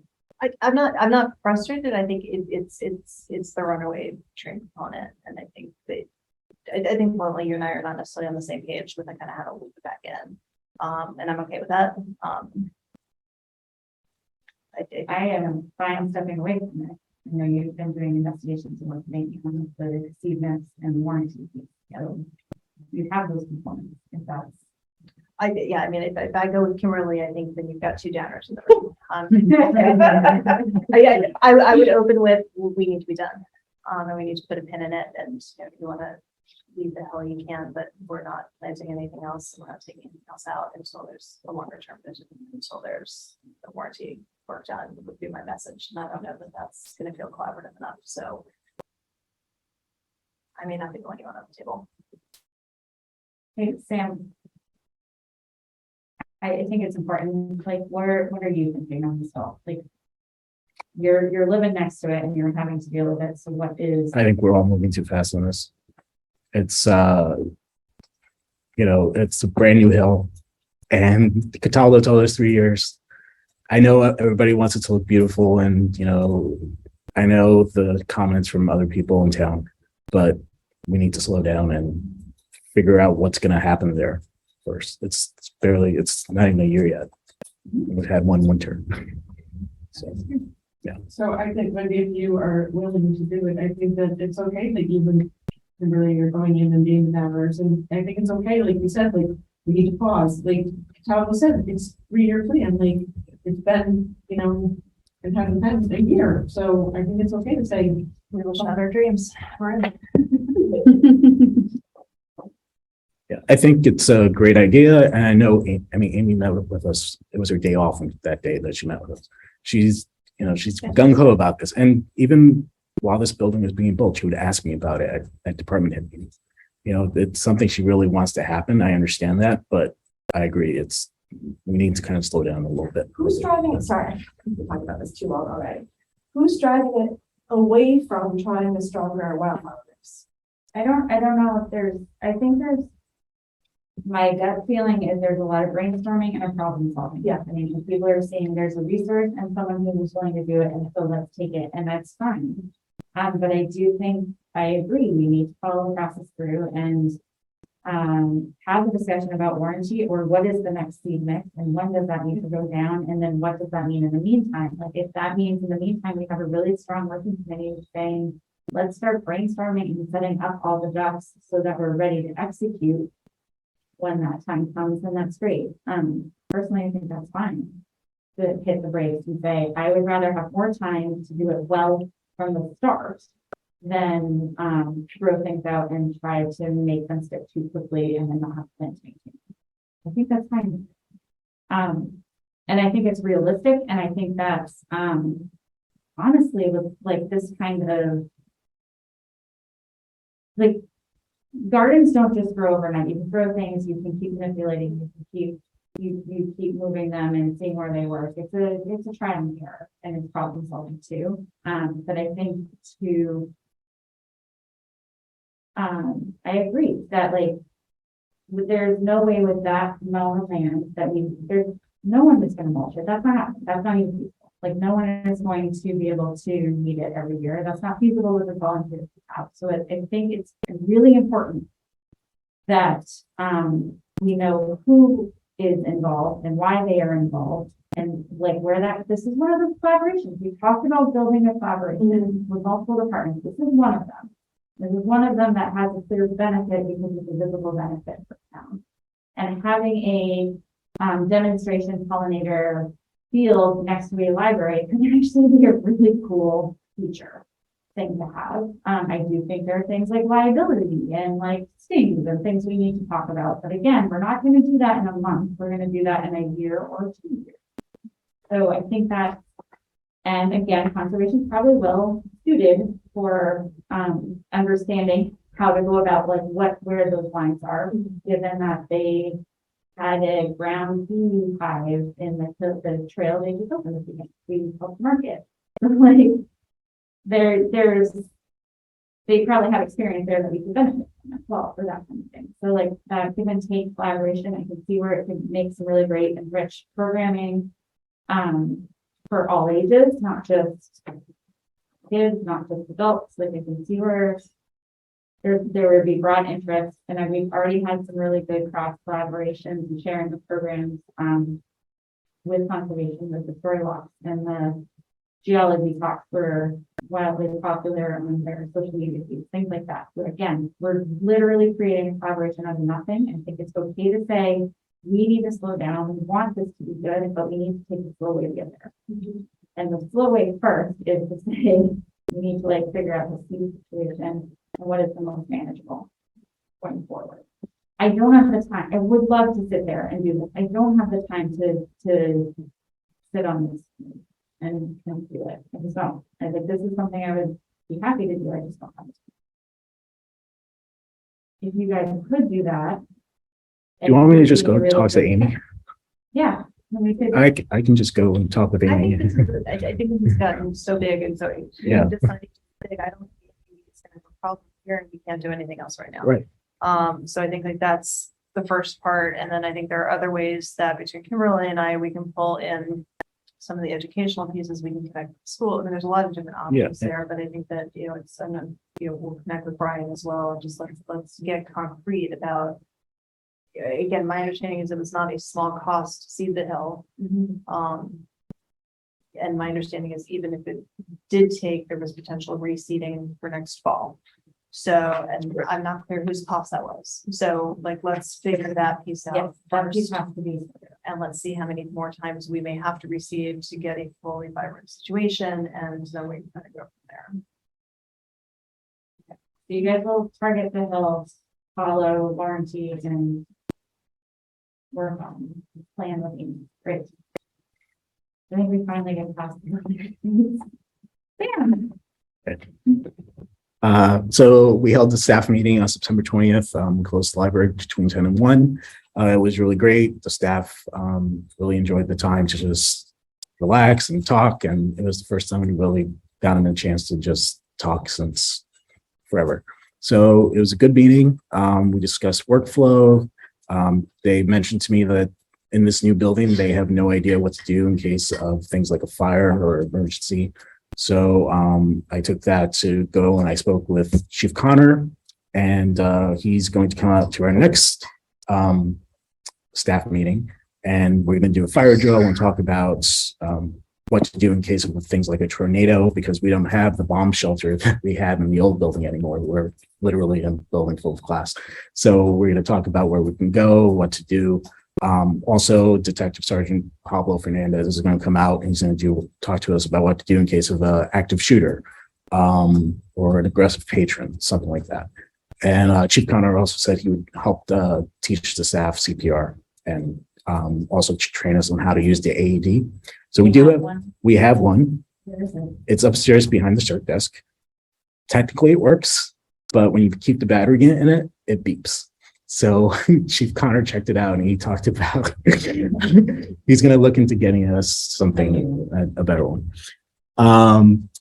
Also, the town recently completed a compensation and classification study where they basically moved, they expanded the grades and the steps, the grades, and they moved everybody into different grades. So that means it's coming up at the next special town meeting in November for a vote. It means slight increases for some people in pay and for some people smaller increases. But when they moved the old schedule to the new schedule, they didn't really take a look at job descriptions or grades or anything like that. So one of my goals was to look at the job descriptions. So I kind of moved that up. So we'll talk about that later, but right now I'm focusing on the assistant director job description because Helen will be leaving us. So I want to make sure that's set. I've been working with the staff on their job descriptions and editing those. And I sent you my job description because it's up to the trustees to basically create it. So we'll talk more about that later. Let's see, Helen, Catherine, and we interviewed candidates for 2 vacant library assistant positions, and we hired Erin Trainer and James Tabor. James worked here years ago and left when he to take a full-time library job, but now he's doing something slightly different, but he wanted to come back and work here. He was really excited about coming back here to work. So we chose him. He's going to be working with Catherine in the teen room. When he was here before, he was basically our teen librarian with Jenna. So he's a great fit for that. And then Erin is someone that works as a sub at the Chelmsford Public Library, which is a part of the MVLC. And so she knows how to use our systems. She basically just has to get used to the library and what we do here. But she started yesterday, and from what I hear, she's been great. And James starts this weekend. He starts on Saturday. And then Trainer, Trainor. And then we also interviewed applicants for the head of cert position. We had several applicants. We interviewed 6 of them, and we ended up choosing Julie Bernardi. Julie was a great choice. She's been here for over 10 years. She's worked with Andy. She's worked with Jenna. To be honest, the staff kind of went to her as head of cert anyway. So she's accepted, and I have HR working on the paperwork right now. And then as far as backfilling, I spoke with Michelle, the HR director today, and she said that we just have to post it internally. And then anyone that wants to apply can apply using a short form application. But I don't actually have to do interviews because I basically just hired Julie for that position a few weeks ago, and someone else for the other position that we're going to have to backfill a few weeks before that. So basically, just whoever on staff wants to apply can apply, and then I can go based on, I've probably interviewed them already within the last few months. So I can just choose one of them, and then hopefully. Julie's position is the benefit. Julie's position is the 30-hour library tech benefited position. So now I have to backfill for that. And then once I backfill for that, I'll have to backfill for probably another library tech or a library assistant. Do you know that there's other people interested in Julie's? Yeah, there were other people that applied the last time and it was basically very close. So yeah, so we are working on getting that done. And I also attended an intro to cataloging class because Helen's leaving and she's our main cataloger. So when she leaves, I used to do cataloging, but I haven't done it since I became a director. So I needed a little refresher course, and not much has changed. So I think I'll be okay. And then Helen's also agreed that she will come back if we don't find someone, a new assistant director in the same amount of time. I talked with Michelle about that, and there is a town position specifically for this kind of situation. So I talked to Katrina about it. For the highest step in that position, if we brought her back for 80 hours, it would be $2,400 basically. And that's something that can come out of our state aid, or it might even fit in payroll based on all the shifting, and everybody's going down steps because they're basically starting over. So I have to look at the payroll budget, but it might even work out of that.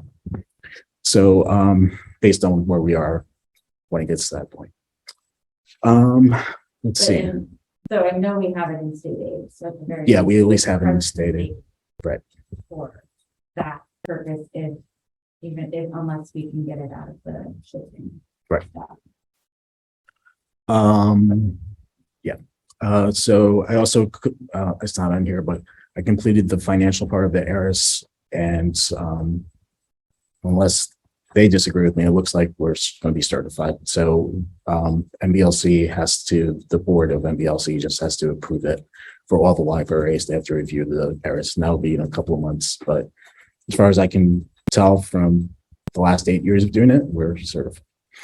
Let's see. As far as library program updates go, summer reading's been over, so we've kind of been phasing back into doing normal story times and things like that. We have a few big programs coming up soon. Going to Extremes with Peter Mandel is on October 18th. We have the Fantasy Book Club, Paint Night on the 22nd, and a Halloween movie night on October 27th. And we're showing the movie Psycho. And then, let's see what else. Earlier this month, like I said, I met with the fire chief and the police department. And Katrina and I met with Amy Green to talk about the hill. We already talked about the building. And then as far as stats go, we're doing very well. And budget is also on track. We're at about a quarter of the budget. And For about a quarter of the year, so Yeah. over the budget, it was on target from past years. Yep. Any questions about this? How do you spell Eris? ARIS. So I noticed and appreciated the extra stat sheet that you kind of included with the great books and invite. Sure. For the number of deliveries and miles, I saw that was being tracked. And the museum pass use, assuming friends Gets that. support that, so they are getting that information, right? There's Yes. some of them that do not seem to be often used. Yeah, it's mostly because of COVID. Yeah, it's kind of been shifting, and some of them are. Some of them are seasonal. too. Yeah, yes, seasonal. I don't know what, wondering if people, especially given COVID, kind of shut things, if having, as we were talking about publicizing, adding into the classes into that rotation would be useful. Just to make it fresh in people's minds. To make it consider. And then I saw the September programs with the attendance information within there, which was nice to see and like look across. I did have a question, like I know some of them say they're $0, but they're crafts and things like that. Is that because the materials were already in the building? Yeah. We already had. That's great. So my question then is, I know we have materials. So do we even have an idea of if this is craft, or I guess trying to understand, like every time we run a craft program, how much estimated cost that is. I know that we have materials. So. What I'm not saying clearly, because it's like 9 o'clock at night, is so those materials will just come out of the supply There's a programming supply budget as part of our budget. programming. So unless there's like a very specialized program that needed something specific, then that would be captured in the report. Right. If you had to order a special material. And what is the book boxes for the YA? Oh, those are great. Yeah, What are they? I was gonna report on that. in the- Well, you can tell us. Right. And then the other thing I saw, because I saw it on the calendar, was the YA movie in like mid-afternoon on a Saturday. And all I could think of was like library soccer games happening for that age group right then. Yeah. So I didn't know if like, I know the teen advisory thing's starting, I didn't know if maybe that's a great thing. I'm sure that will be discussed, like what kind of programs they want Yeah. and what times they'd be able to attend. Yeah, that's one of our goals for that board is to, Get a good feel for those Yeah. kind of things that they want. That's great. I would love to hear directly from kids, so that's amazing. I don't know if there's other ways to engage them. Anyone else with questions? I just move on. Okay, so old business, we had wanted to touch base and update on the Grande Scholarship. You created I on. created on my phone. Can you share them? Do you know? It's very in form. so, They look great. Yeah, that's They're really great.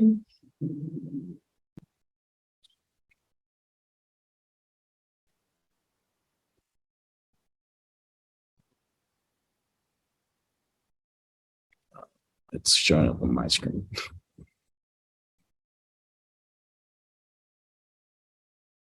okay. So just as Sam's pulling it up, we talked last time, we agreed to give up to 2 scholarships for $2,000 each.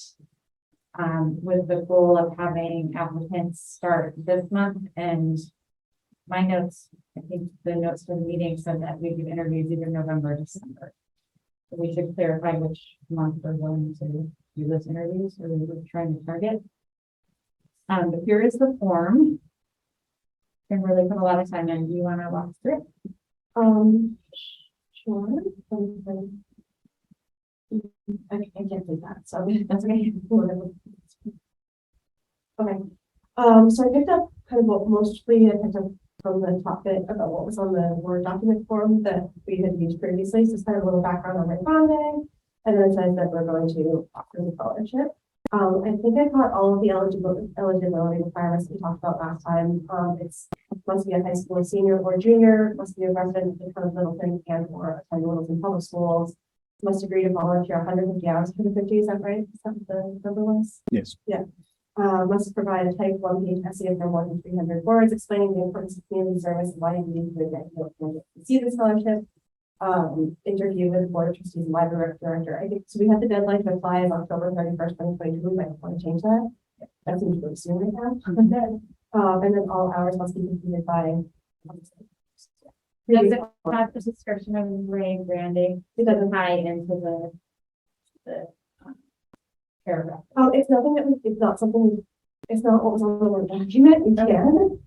So I believe that essay they have to write is in part inspired by Ray Yeah. and his contributions to volunteer town. So I just want to make sure that's reflected somewhere on In the essay or on the the form, so they understand. what the whole topic's about right on it. Beautiful. Yeah. That was my. Okay. Then we've got a bunch of fields, and these are all the same fields that were asked on the Word document before. And then they can upload their essay. All of that will make it a lot easier and hopefully attract more people because not having to fill out a Word document in a second. At least will be easier to circulate. Yeah. So I think we need to change the deadline. Yeah, what do you want it to be? I can do that right now.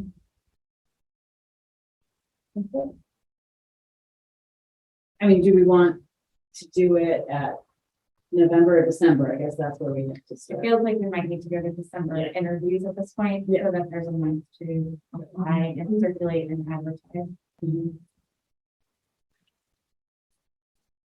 So are we thinking mid-November or December? And how much time do we need? I mean, if we're doing. We haven't said December. Well, I think we should do kind of November. For interviews. No, interviews mid-December, so Yeah. deadline end of November. How about deadline December 1st? Hold on. Because if our meeting is on like, just, I don't know what day it is exactly, but yeah, so then I will give this a week to, maybe there'll be only one of them. But if there's like 8, we'll want a little time to review them, right? Yeah. Before, like, hopefully we want one of them to review them. I really like 3 of them. Yes, that'd be great. I think you're optimistic. I think so too. I mean, I think it depends on how fast we get it circulated, but. What's that week of, it's, yeah, about that. Thanksgiving is the 24th. So many ready to do the 22nd. So there's no reason it can't drop in our mailbox. Or Sam's mailbox 23rd, and then we still have 2 weeks. Yeah. For Sam to start the reading. I don't want to cut it off like too long too, because I know kids are like crazy busy and they can't do that. The only problem is the alcohol piece. So we could do that the 28th. Okay, that's a Monday. Monday or Tuesday. But I didn't see it now. Okay, then. Okay. I'm sure you can do that. And do we have our interview date? That's not her knowledge. Okay. Most of the time, Okay. Any other questions about that?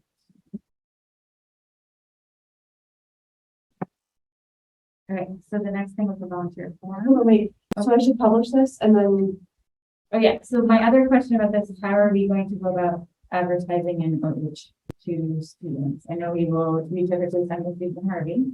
Dan sends it to Susan Harvey. Yeah, we send it to Susan Harvey. What about the guidance counselor? Okay, Yeah, I usually send it to, Clincy.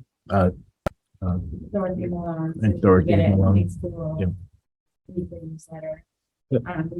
We post it on social media Yep. and our email. Yep.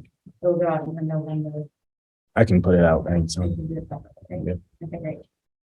and I send the link out to everybody and then Sam will have it to share. Is it set up so that the emails go to me? Or, It's in your, however you were getting the forms before, okay, because it's under your account. okay. That- All right, so if Ray Grande's closed, we'll next revisit that in December.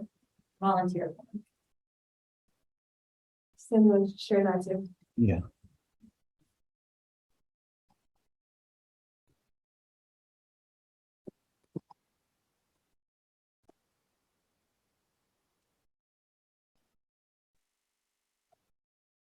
This was just basic, I put together, just basically include contact information and then all of the volunteer areas of interest that I was able to gather from all of the librarians. To. With And an then option, to current left, we can expand the change of the contract.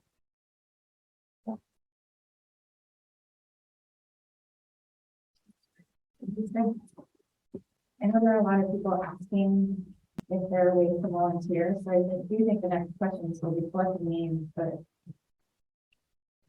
actually accessing, inviting them in to volunteer to different.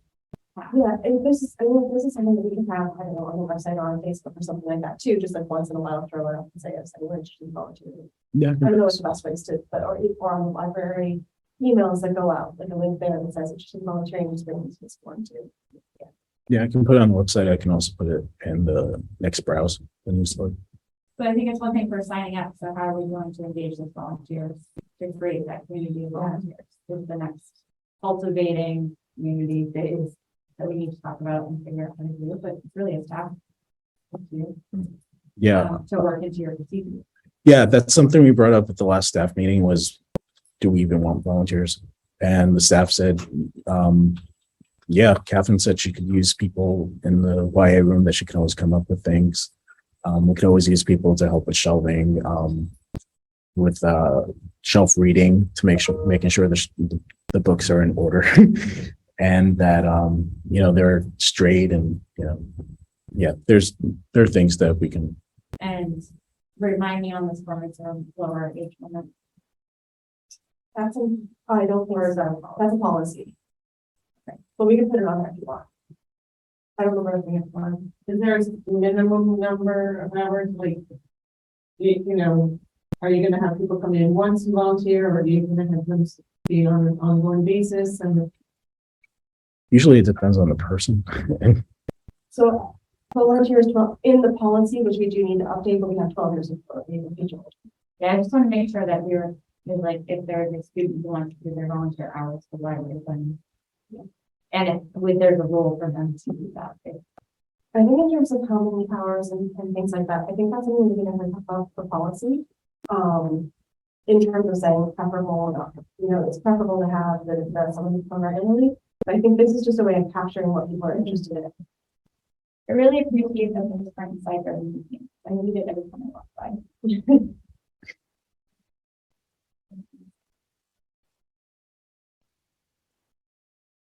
And I also like to look in the bike. Good stuff. Thank you for pulling us together. All right, so new business. We already took care of the biking quote, so we're looking at the meeting room policy. Sam, I believe included a link to the policy in our last meeting. That's good.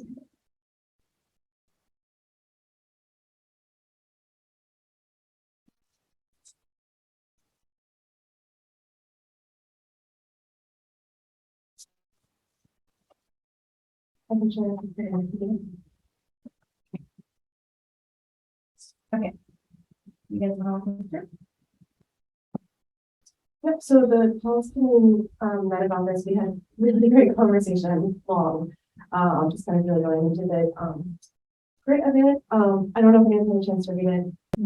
Good. Two of the things that are, I wouldn't say notable, because we talked about them and tried to figure out what we should do. Sam had mentioned whether or not there should be anybody should be able to reserve a room at any time, like it's 3 a.m, okay? And we decided to make it like, we tried to make it 8 a.m. to 10 p.m. So that's something that we decided. If anyone hasn't thought about that, we're happy to entertain it. The other thing was we were talking about outside of library programs that they can't be available for private functions such as birthday parties, family events, or celebrations. That was something that Sandy asked us to talk about too. Yep. And nothing that this we pulled up from, we have reviewed a bunch of other different library policies, nothing that involves outside of library programs, anything that involves like music or dance, or anything that's too loud that will disrupt the normal operations of the library. That will like leak into the children's room and disturb what's happening there or whatever that is. We did talk about scouts. It was a very we're not really sure. Like that was where we weren't quite sure what to do. So this is what we landed on. But if you had a chance to read it, open for conversations and thoughts. Anyone want to comment? I had only skimmed it. I think I got the best prepared to talk. I thought we had some about town meetings on here, now I don't see it. There's a priority thing, wasn't it? Is for the, It's but is it for the, no, it's up at the top. Library groups such as trustees and friends of the library and town departments have priority. I don't see, okay, I must be reading. Oh, second line. I thought it was great. I didn't have a problem with the 8 to 10. I thought you could do a conditional thing, like unless specific approval was granted if you wanted to leave it loose, but I mean, is anyone asking for meetings to go later or earlier? So we had a question from someone who wanted to know if they could come in on a Sunday and kind of just spend the day here and kind of go and come and leave as they wanted, basically, to do like studying or yeah, that sort of thing. And then, so I do have the dance performances. We do have groups that come in to use the room from dance, but it's usually when the library is not open. So is that? It says it disrupts the normal operations of the library. So it doesn't say that it can't be. Yeah, doesn't, like, Okay. if you're on a after hours. Can we just like clarify that? Because I know that's going to be something that staff are going to be confused about. Outside of library programs during normal operating hours. Yeah. Do those programs happen during a library?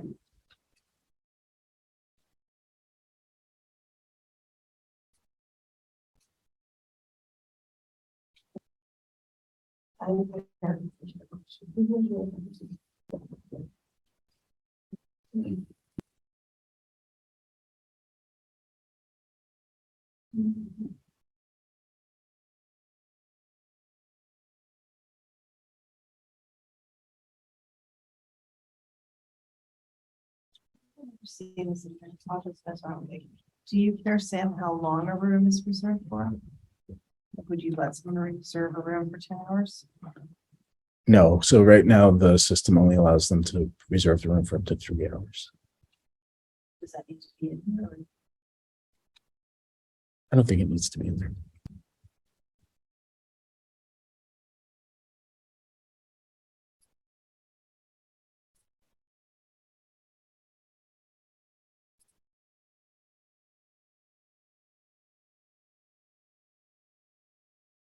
Does it need to be in there for when the library is closed? Just that I'll be moving out when someone wanted to hang on Sunday. No, because the system will just block them anyway. So yeah, I don't think so. I don't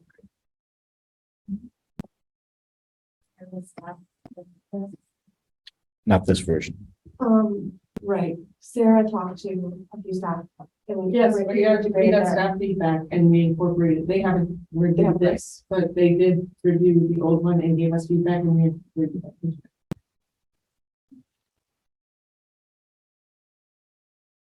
Feels like this is gonna continually be one that we have to look at yearly, at least. Yeah. Great. And you feel like this, the new version fills the holes that were left uncertain by the. Yes. Yes, I think so. So one thing that changed from, so apparently there was an opinion of former trustees about town groups using like, the meeting rooms, and so we added that, that's now the town department's top priority. I just want to make sure everyone's okay with that. We currently are giving one town board priority in ways that others were not. Was against our old policy. We can take it out and leaving it out still allows us to give them priority. But doesn't allow other town departments to necessarily have. My concern by putting it in that they get priority is suddenly like this becomes the town meeting place. Yeah. And we are prohibiting times for patrons to borrow. So we could leave it as just library groups such as trustees and friends of the library. Which doesn't mean that when, I've never heard of a time when we haven't been accommodating. Yeah, we've always, Whenever they need it, you've gone out of your way to move things around so that town groups can use the rooms. So we're already doing it as good neighbors, but we need to see. I don't think they need to stay there. I mean, I think that's good. yeah, usually, the other groups that we ask to move around, they're usually pretty good. They don't really mind. They're kind of used to it. We've kind of been doing, You've moved this couple of these groups around. They've been in every room. yeah. And honestly, it's the way we've always kind of worked. So a lot of these groups have been here for years and they understand that. So do you change the last line to know that libraries are starting to cancel any meeting or relocate a meeting during their discretion? That's where we locate.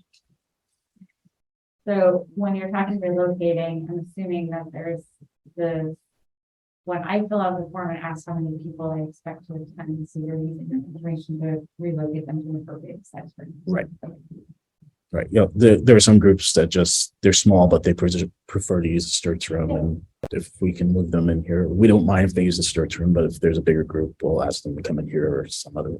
Yeah, I mean, with my Girl Scout troop, I've reserved both this room or that room if you need to move without space, so.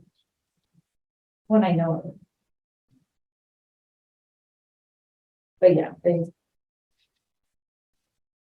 10 people can still move in. Any other comments? So are we taking out the town department as priority? And I think we don't have to state it, I think the procedure that the libraries do already prior. So that was coming to. Maybe tie ourselves to something that's not beneficial for us. Yes.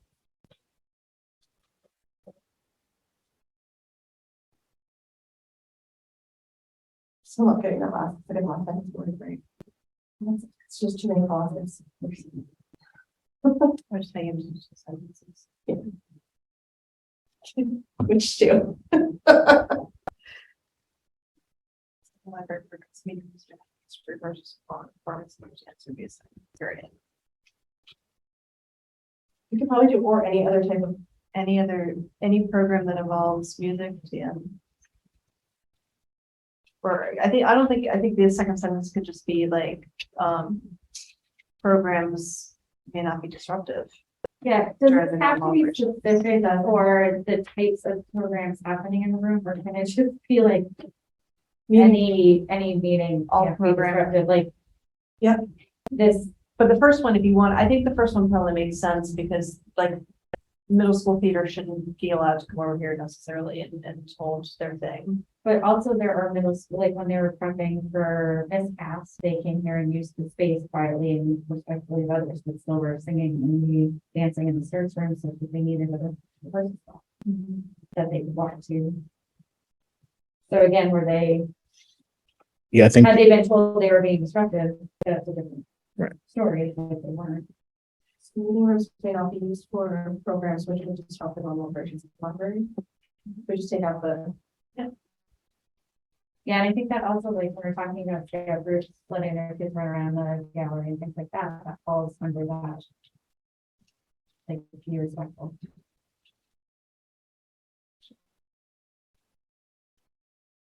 Not community outside of libraries. right. Yeah. Library got wild. And it's a different thing. People can use. That's, That's a whole separate.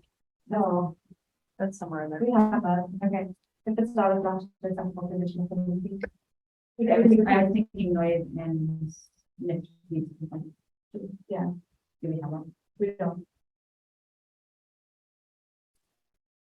Sam, you have any consequences? where are you? Second to last line, If they don't follow library policy, they may lose their right to book a room. Is it indefinitely or for a set period of time? we have made meeting / study room policy privileges may be revoked. If it's not left in acceptable condition, it feels like it's not the same.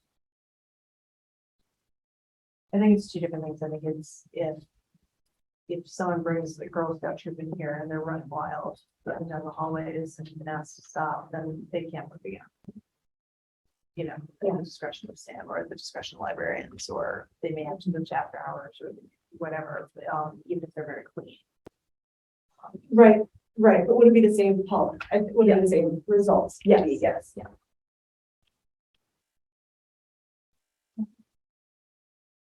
I think it should just be right after that line, it could be failure to abide by this guideline. They just also. Lawsuit.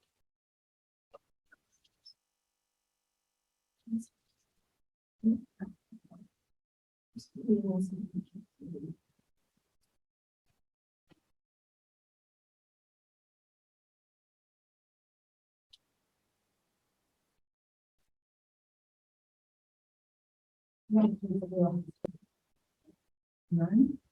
over the years. No, This year. This year, none. Wow. Hmm. Okay, anything else?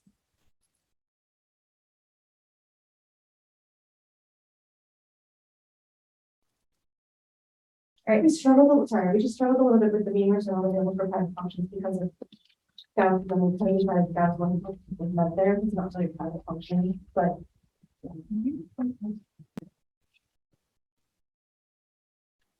I'm tired of having to do It is a fine line though, because like, scouts come in here and have a holiday party or have a. We wanted specifically, you had asked about whether or not people could have a wedding here, right? Or Yeah, people have already asked if they can have surprise birthday parties here, which I don't know how you're surprising someone, to show up at the library on a Sunday when we're closed. I don't know what you're asking them to. Are they just looking for a big enough meeting together? Yeah. They might say they're gonna need, the cost is right. I'm sure somebody would say, it's like, I feel like I can say that we can't control. Yeah. So then it falls into they to clean the back for themselves, and they have one damage. That's where we're at. Yeah, discretion, discretion.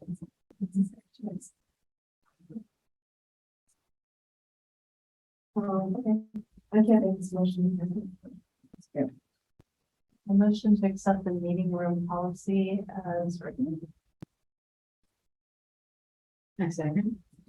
All in favor, say aye. Aye. And opposed. New meeting room policy can be posted. That's great. Sam all of a sudden, oh, I can post it. You, Right, okay. okay. All right, Sam, squad to fiscal year report. All right.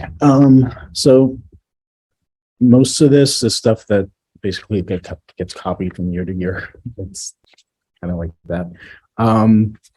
As far as the budget itself, in fiscal year 24, we're asking for an 8.43% increase in staffing, or an additional $55,271 over fiscal year 23. The majority of that is because of the compensation and classification study that was done that increased budgets for basically every department. But the thing we are asking for is for an additional 5 hours for the processing clerk position. So that would be $5,966.46 of that 55,000 number. And the additional 5 hours would be for ATCO. ATCO is our processing clerk. And basically, since she started back in 2015, there's been a steady increase in the amount that we purchase for the library and how much she has to process. I went back and looked, and each month we purchase about 500 books, DVDs, CDs. And this year, the average is around 750 books and DVDs and CDs per year with the new library. So the amount of time we need her for has increased. So basically, I'm looking per month. Per month. Did I say a year? Sorry. Yeah, sorry, I'm tired.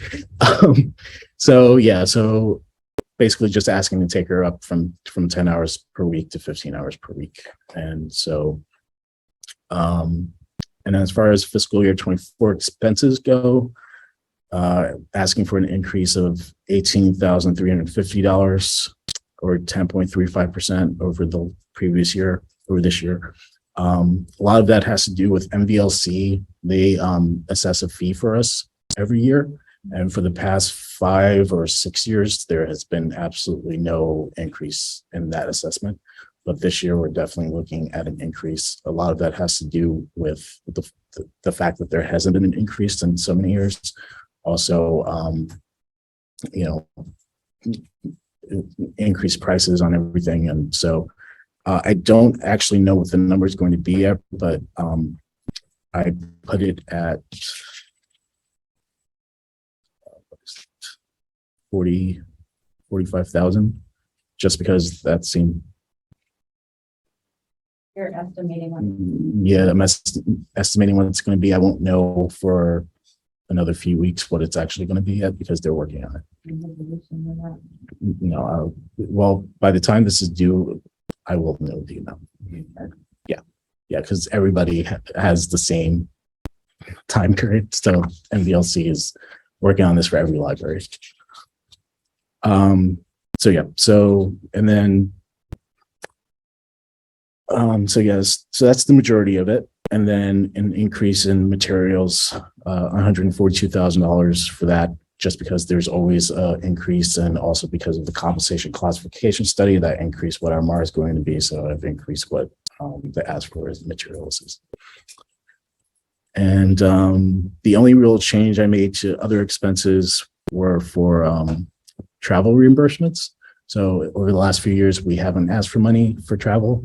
Before that, we did. Before COVID, we did. But now that COVID is sort of starting to go away and people are starting to have more in-person meetings, we want to have and encourage the staff to go to more conferences and professional development classes and that are in person. And so I'm asking for $500 for that budget line, basically, so that it can reimburse them for any mileage. So overall, the ask to the town will be $851,239.23, or an increase of $77,528.28, or 10.02% over fiscal year 23.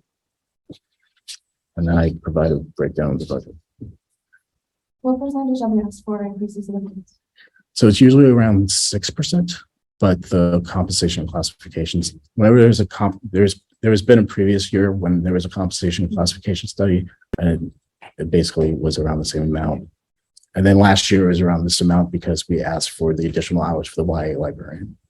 So it's pretty on target for what we usually ask. And this includes the increase in hours for the assistant director that we've requested for November town meeting. Right. So this is assuming that that 40 hours we request a special town meeting passes, then that 40 hours is included in this budget.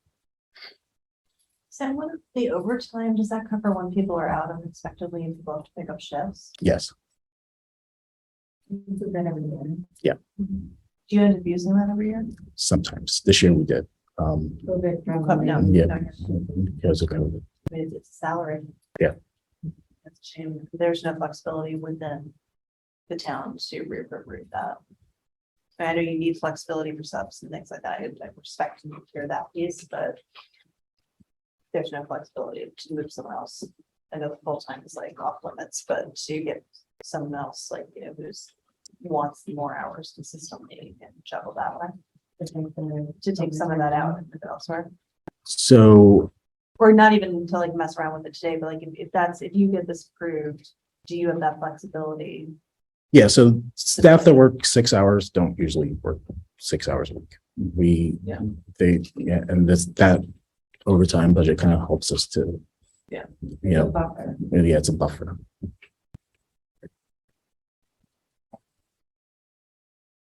When is this? The 30th, October 30th.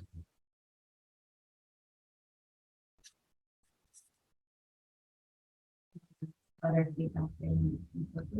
Questions?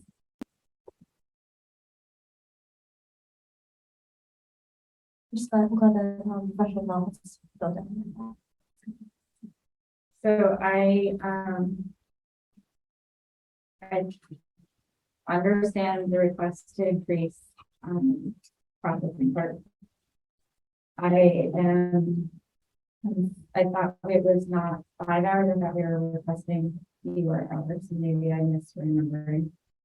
I thought we said 3 per week, No, she's 10 hours per week, so it was 13. Yeah. So I misremembered, okay. Whatever. Okay.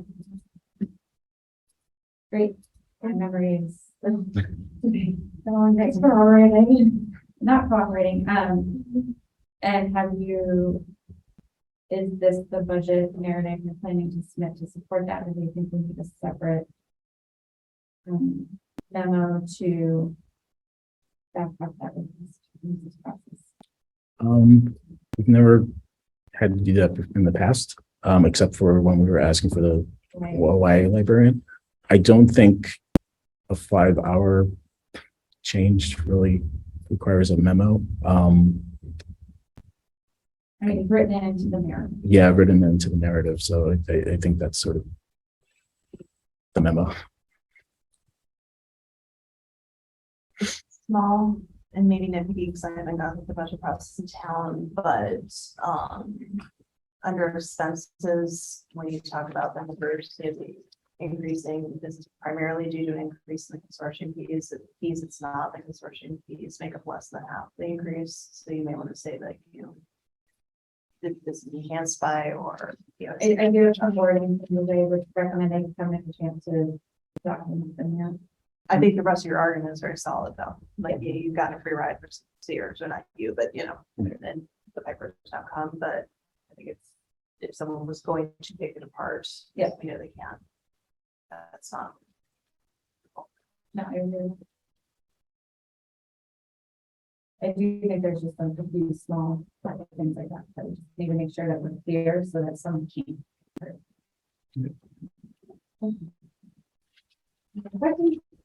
We're providing $15,000 towards materials. Is that set, or do we need to be flexible around that to help? We agreed for the last year, fiscal year 24 and 25, it would be 15. Okay. And then we would revisit and discuss with finance what that needed to be, right? That was the discussion.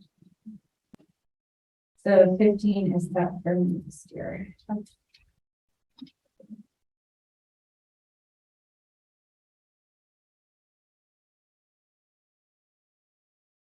And then the $500 is not really for professional development, it's for travel reimbursement. So I would just be, like, if we're paying them for travel, we're not paying for them to cover the professional development fees. Right. Well, there's not usually a cost associated with. Oh, because it's free, it's just a matter of getting. Right, it's just getting there. Yeah, most of them. MBLC training. Yeah, MBLC training, MBLC training. Are they in person now? Some of them are, yeah. It feels like everything is open. Great. All right. Do we need to take a motion? You do have to take a motion Take a to, motion. Yeah. And is it to approve this year's as proposed.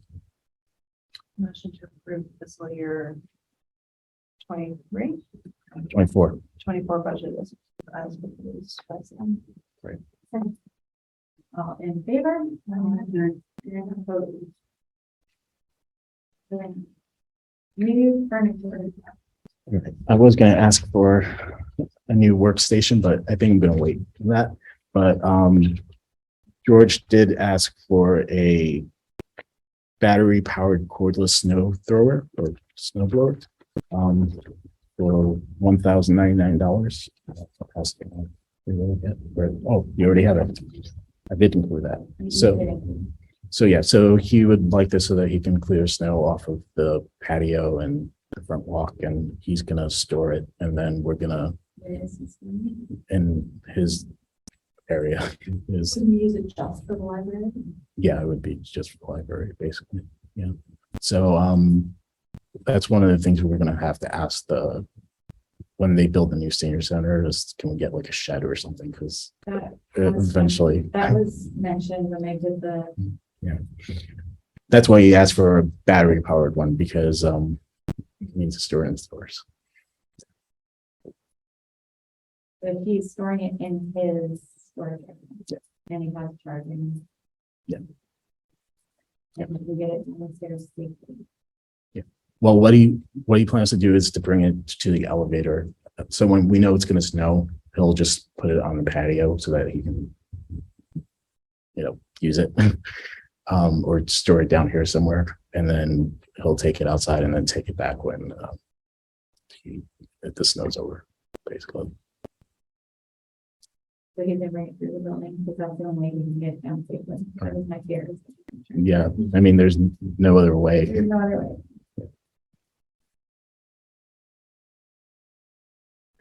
I thought DPW, does he always do the sidewalks or?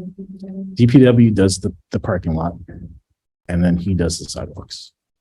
And now that we have the patio, he has to do the patio. Yeah, he definitely shoveled an egress last year. I shoveled in egress. Yeah.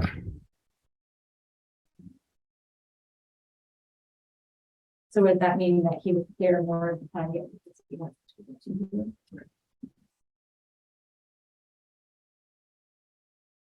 Any questions about, and how much is it again? $1,099.99. So you say 1,099? Yeah. It's 1099. 1099. Unless you want the protection with it for 79 and things like that. So if you want a motion for 1,500. Wiggle room. Did he give you this? Mhm. Stuff? Yeah, it's Amazon. So I'll just order it. But he's getting. Yeah, yeah. And he got this suggestion from, I think, the school. He asked the school what they would recommend.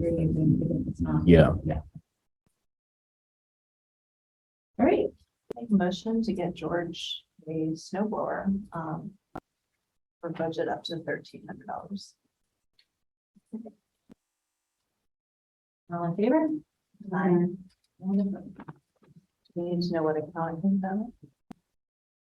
It would have to come out of MMDT. So we only have like 3,000. You know, That's not enough. Yeah, so I don't know what we approved from that earlier tonight, but. that's what- Well, so if it gets low, we need to know so that we can, like, I guess, move funds around or something like that, or start paying for. Do I need to motion that the snow blower will come out of it? You need money in there now in order to do this and any funded, and. Right. and, Right. Right, So I can pay it out of a different account and then move it later.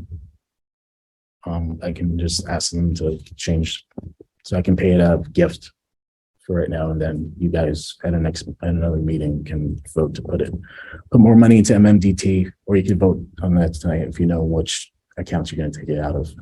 And then in the future, I can just say, okay, that amount that I took out of gift, take it out of MMDT instead. Just move it around because it's all one big pot anyway. They're just different lines. This is very selfish. It's late. And I don't feel like figuring out what line I have to do it. All right, so I'll take it out of. I haven't seen the market.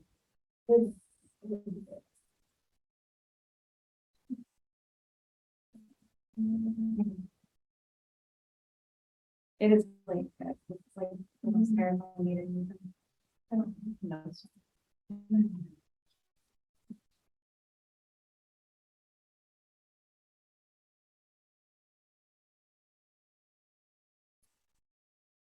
Okay.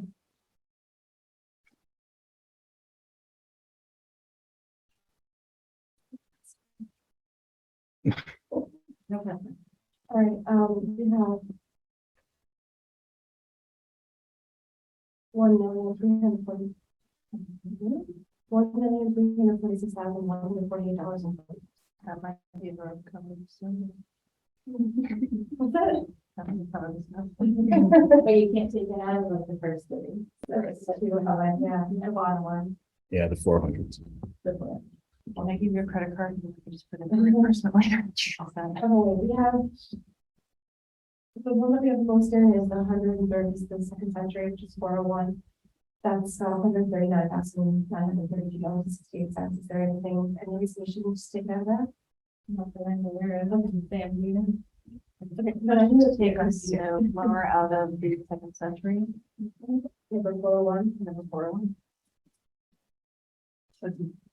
All in favor? Aye. And opposed? That's being moved to MMDT, as we said earlier. All right, so you have to vote on how much you're moving from the floor. Right. No, you can't just take it out of. You have to move it into the MMDT account. And then,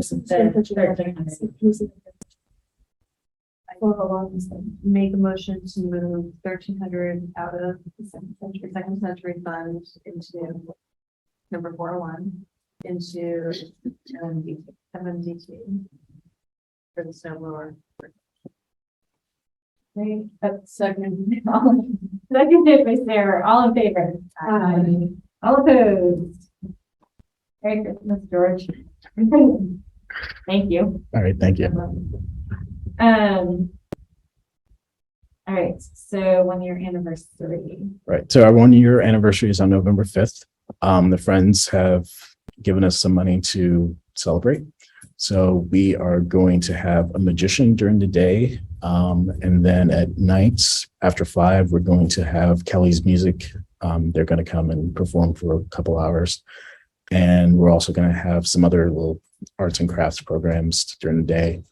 And I am still working on figuring out what I'm going to do about food. So, but I'm working on that. So Update, or do you need, I mean, good update, do you need food money from us? no, Okay. it's just an So, update. it's an update. It's an update. And then, job. Yeah, so I sent all of you my job description. I received some edits from some of you. Yeah, I, was halfway through my thoughts. That I probably will talk about. Okay.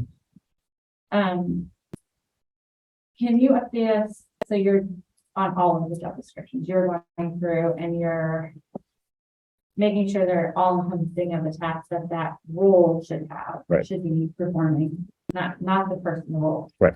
So that no matter who holds the role, the job's getting done. Correct. And you're looking at them across the board too, to make sure that they're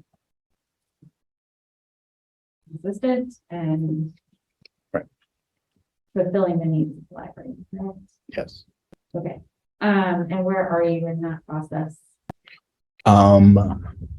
I still have to basically write it up, but I've already met with Diane and we've talked about the children's library and job description. I talked with Catherine. I sent all of you the assistant director job description. So that one is pretty much done. The library tech position is, I've gotten a lot of notes on it. Basically, I just have to clean them all up, but I've met with pretty much everyone and discussed their descriptions. I just have to kind of clean up the descriptions and add things. Have you looked at how other libraries describe their positions? Is there a way to cross with other libraries of our size in the area to see how they're describing them? I'm just wondering how consistent we are with. Yeah, it's pretty much consistent across the board. I have checked at other libraries and yeah, that research. Yeah, it's yeah. That was one thing for yours specifically. I was realizing I've only seen yours and I was looking at others. Yeah, I looked at others when I was doing mine too. Great. Yeah. I was just trying to make sure that we were on target and not an outlier. We were asking the director of library to do Mhm. the same with these slash. Yeah. Okay, so does anyone have feedback on Sam or the assistant director? Job descriptions that they have not already shared or that they want to touch base on? No, I shared with Sam, I think that there's it seemed like almost a data dump at some point. I don't think that was you. Yeah, it's accumulated over time. Yeah, and it's Sam had done a nice job kind of consolidating where it needs to be. Yeah, and then I was just waiting for kind of a cleaned up draft to kind of do a finalize on, if that's helpful. Yeah, happy to look at drafts of any of these just for second sets of eyes. Good. To make sure they're consistent. And then the next step is for you to take these and go to HR and they'll have the personnel committee. Yeah, HR and Anthony. I'm kind of getting conflicting. Yeah. but You're going back to town hall. I'm going to go back and I'm going to talk to someone. You're gonna talk to multiple people. Multiple people, and we're going to have them reviewed ultimately by the personnel committee to see what kind of grade, if any, changes they would make. And I'm hoping to do that before the compensation classification study goes into effect, if it is actually voted on. And even if it's not, it's good to have them looked at and regraded anyway. If they will change, they might not change at all. So. What do you mean if they are actually moving on? Is that? So the compensation classification study is up for a vote at special town meeting. Okay. So Yeah. Wanted to be clear that that was Right. the process here. Right. Okay. So assuming it passes special town meeting, then these would go into effect January January 1st. 1st.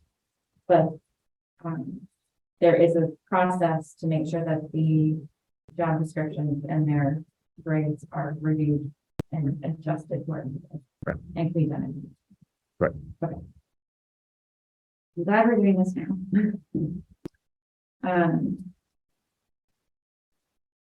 And I know that we had asked you to complete this back in like March of next year, like as part of your goals is to do it, so that's shifted the things.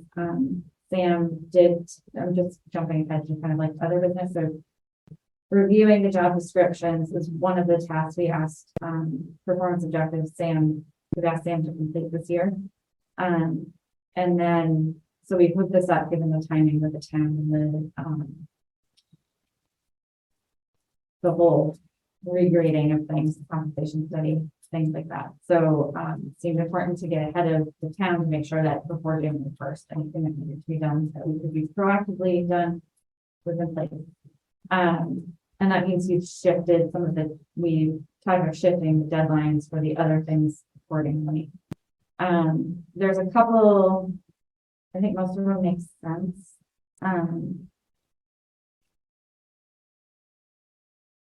So you're reviewing the job descriptions, 3-year staffing plan is next month. And, so we can start, those are tied together. It makes sense to do them together. That moved the director report, like format update to January 2023. And then there was that like review of all the ways we publicize our programs, things like that. You recommended pushing it to March 2023, but the other part was the update to the publicity methods, like sharing with school newsletters, things like that kind of came first. And I actually think they need to be there. I think we need to do the review and the deep dive of what we currently do and what's working, what's not before we update the methods we're using. So I think it needs to go in that order of 2A and 2B. And I would actually recommend if we'd start that in like February instead of pushing it too far, or January, February, maybe those. Sure. So that those are done. So we can review what the current things are, discuss protocols, changes to be made, and then the next month have the plan to how it's going to change. Really good. And then the only other one I saw that there's two that concern me actually. So one is I'm getting myself confused in my own notes, guys. I'm sorry. So the other one is you push the reviewing current adult programming and improvements to May 2023. And in some ways I can actually see pushing it to spring makes sense, given that the new assistant director would be the one in charge of programming and that person should be involved in that process. I completely understand that. But my concern is May is too late, given that first we need to review you before the May election. So we'll need to have a meeting and we need to be able to assess this goal for you before then. And then also, if there's any scheduling that needs to be done for something like summer programming, May seems late. So is there a way to move that or that reviewing current adult programming improvement potentials to April or earlier? Sure. How about March?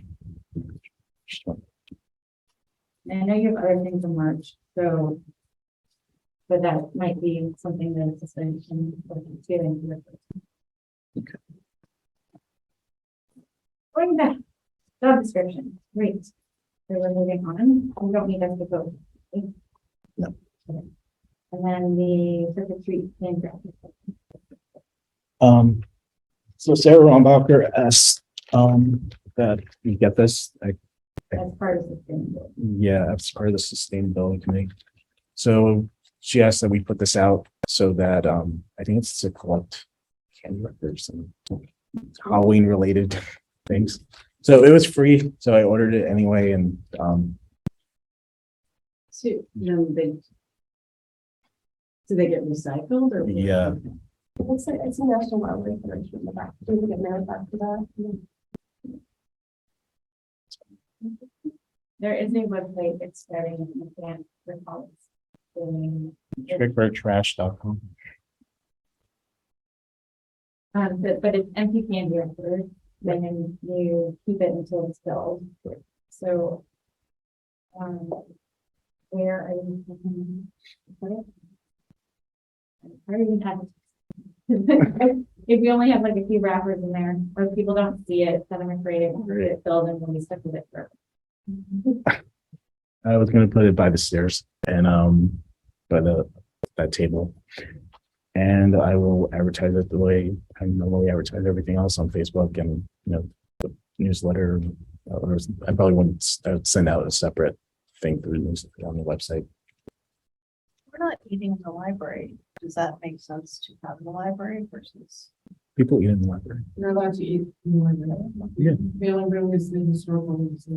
I'm wondering if it needs to be more visible for, right, like leading up to, like starting putting it out now and putting it, I don't know, on one of those tables out there in the gallery, and so people start putting trackers in it now or know what it is for. This picture of chocolate candies. I was thinking of it more as people collecting their things at home and not bringing it in. Yeah. Yeah, Yeah. kind of like the Toothpaste. Motorcycle. parasite Parasite. here. I think if we're advertising correctly, it's still. Is that right? Yeah, I think you should start publicizing it now. Publicizing and have it in your minds to save them. Yeah. Because once you hit Halloween and kids like devour everything, everyone throws it away.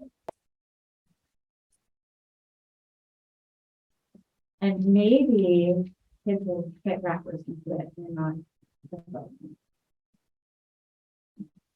I have a feeling all types of things are going to go this. Maybe too. I don't think it's gonna be discovered. Yeah. But it can be a interesting idea, and then we can report back to sustainability about how it went. You can also send it to Dorothy and have her put it in, especially the lower school in the newsletters.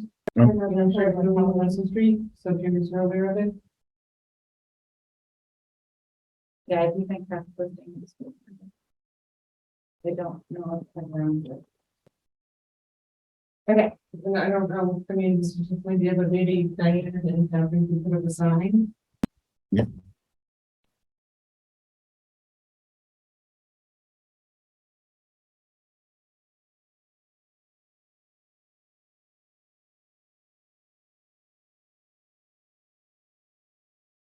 right. Any other questions about the trick or treat candy wrapper? If all of your questions, all of your okay, on to other business. Anyone have other business they need to bring up tonight? I actually do. I'm not gonna, I don't wanna go, I don't wanna go into it, but we definitely have to talk after the combined policy. Okay, with this. That one I think needs time. Is there anything urgent that we need to discuss at this meeting? No. Okay. Let's put it on the month's calendar. I actually want to kind of circle back to something that we talked about earlier tonight, and I think it's really important. Is that I think, and I completely agree that our goal for the library, like we've been so entrenched on getting the building, that the next step isn't fleshed out because we don't have that overarching goal and vision for where we're going, and that's making decisions and discussions difficult. And hard. And where to prioritize time, energy, budget, all that stuff is not clearly laid out. So, and that's not my goal. Like I didn't sit here saying everything's in place and we're just continuing it. I know that nothing's in place and I'm trying to like reset, if you will, and build better for the future. So that takes time and energy to catch up to. So to that end, I was hoping we could discuss whether we thought a like library trustees retreat would be a productive use of our time to be able to sit in a room, brainstorm, and share ideas, vision, where we and where we don't agree and where we need to work through, and just to help focus our decisions and talk to. And also bringing in staff and their hopes and dreams for the library future, I think is also a very important part of that discussion. So, but just wanting to hear whether the rest of the board feels like that's kind of a good one. I think yes. I think it's nice to have kind of, especially during the day, not at night, kind of a longer time to just really feel like we're at fresh time and just kind of talk about some big picture things, some big ideas. And, I know that, you know, when you guys talked about how we have different, like I think we said forest and trees sometimes, right? And so, so I think that some of these topics do deserve like a lot more time than we're able to give them without feeling like, oh my God, that means going on till 10 p.m., right? Yeah. Yes. Well, I mean, I'm still trying to figure everything out, so, yeah. I feel like we're all trying to figure something out. And I think from my personal perspective, it's like the building is here and we're now trying to figure out how to use, maintain, like all of that. Plus we're free to do other things and we haven't defined them yet. And it's hard to be like, is this, are we even moving in a same direction? I think that's like when I attended the staff meeting and it was nice to just be able to talk so that they could hear, this is what that feedback from the staff survey we gave last year. This is how we incorporated in the goals we presented to the select board, and how they got incorporated into and performance objectives and goals for the year, things like that. So like, but we haven't, there's one umbrella over that hasn't been looked at in a really long time. That's a lot new to this board, and that means we might have different vision and hopes for where we've been prior to stuff. So so I did ask Ryan at town hall, like, what is the process of if we were to do, how do I do this? Like, what is the legal way to do it? We would have to post it as a public meeting, but we could post it anywhere we wanted in town. It just means not in the library. It may be better not to be. And or maybe it is good to be here. I don't know. So that staff could drop in if you needed them to. But no, what do you guys think? And what timing? Like when is good for everyone? I mean, no time is good. June. So January. January is slow enough, maybe? Is that too long? No, it's gonna fly. Yeah, I think there's too much going on. I mean, I personally, like, I can't even fathom trying to do something before January. So. Okay, and then do you think we would benefit from having somebody, the word is escaping me, it's 10 p.m., but having someone come and help us guide the discussion and make sure it's moving like a facilitator? What type of, like, who, I don't know. Ryan didn't have any good suggestions, but again, it might exist, and maybe MBLC has somebody they might be able to help us. Yeah, I'm sure MLS probably has a consultant that could probably help. Could that be something you could investigate before next meeting, if there's a cost involved, bring it forth to that meeting to plan? In some ways, taking that, like I've never done this before, so taking it off and then completely off my shoulders would be, I think, useful, and having someone to navigate those dynamics. And another thing. I think it's a good thing. Okay, so we're talking. Cool. So Sam will investigate the kind of work here, and then maybe is like a weekend date better or real work. So I'm assuming Saturday or Sunday. We can do it middle. Not that we're gonna know, but we can try.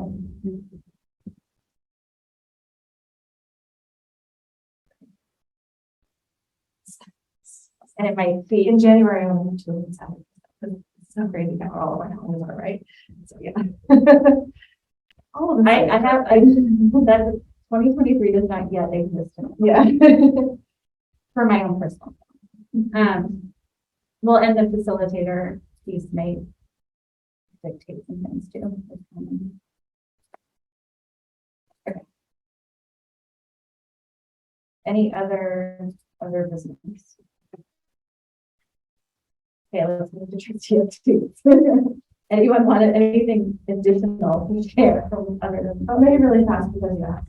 The books in the box, that is a young adult program where they filled out a form, which I think has been done before, and then Catherine takes out books for them, and then puts it in a box with some candy and little treats and things, and then they take the box home and then put it in the box.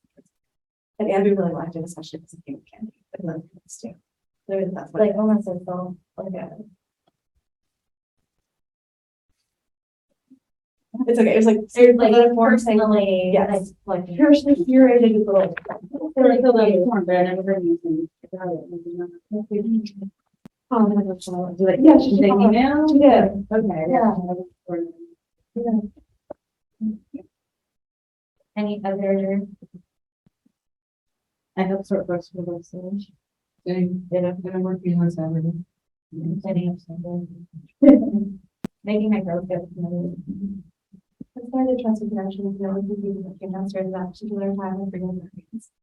So it wasn't Evening or We donated more of the Friends books to My Words. 10% going.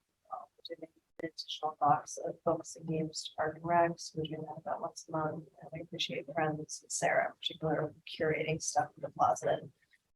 She's that, so we can kind of keep that relationship going. She's been very helpful.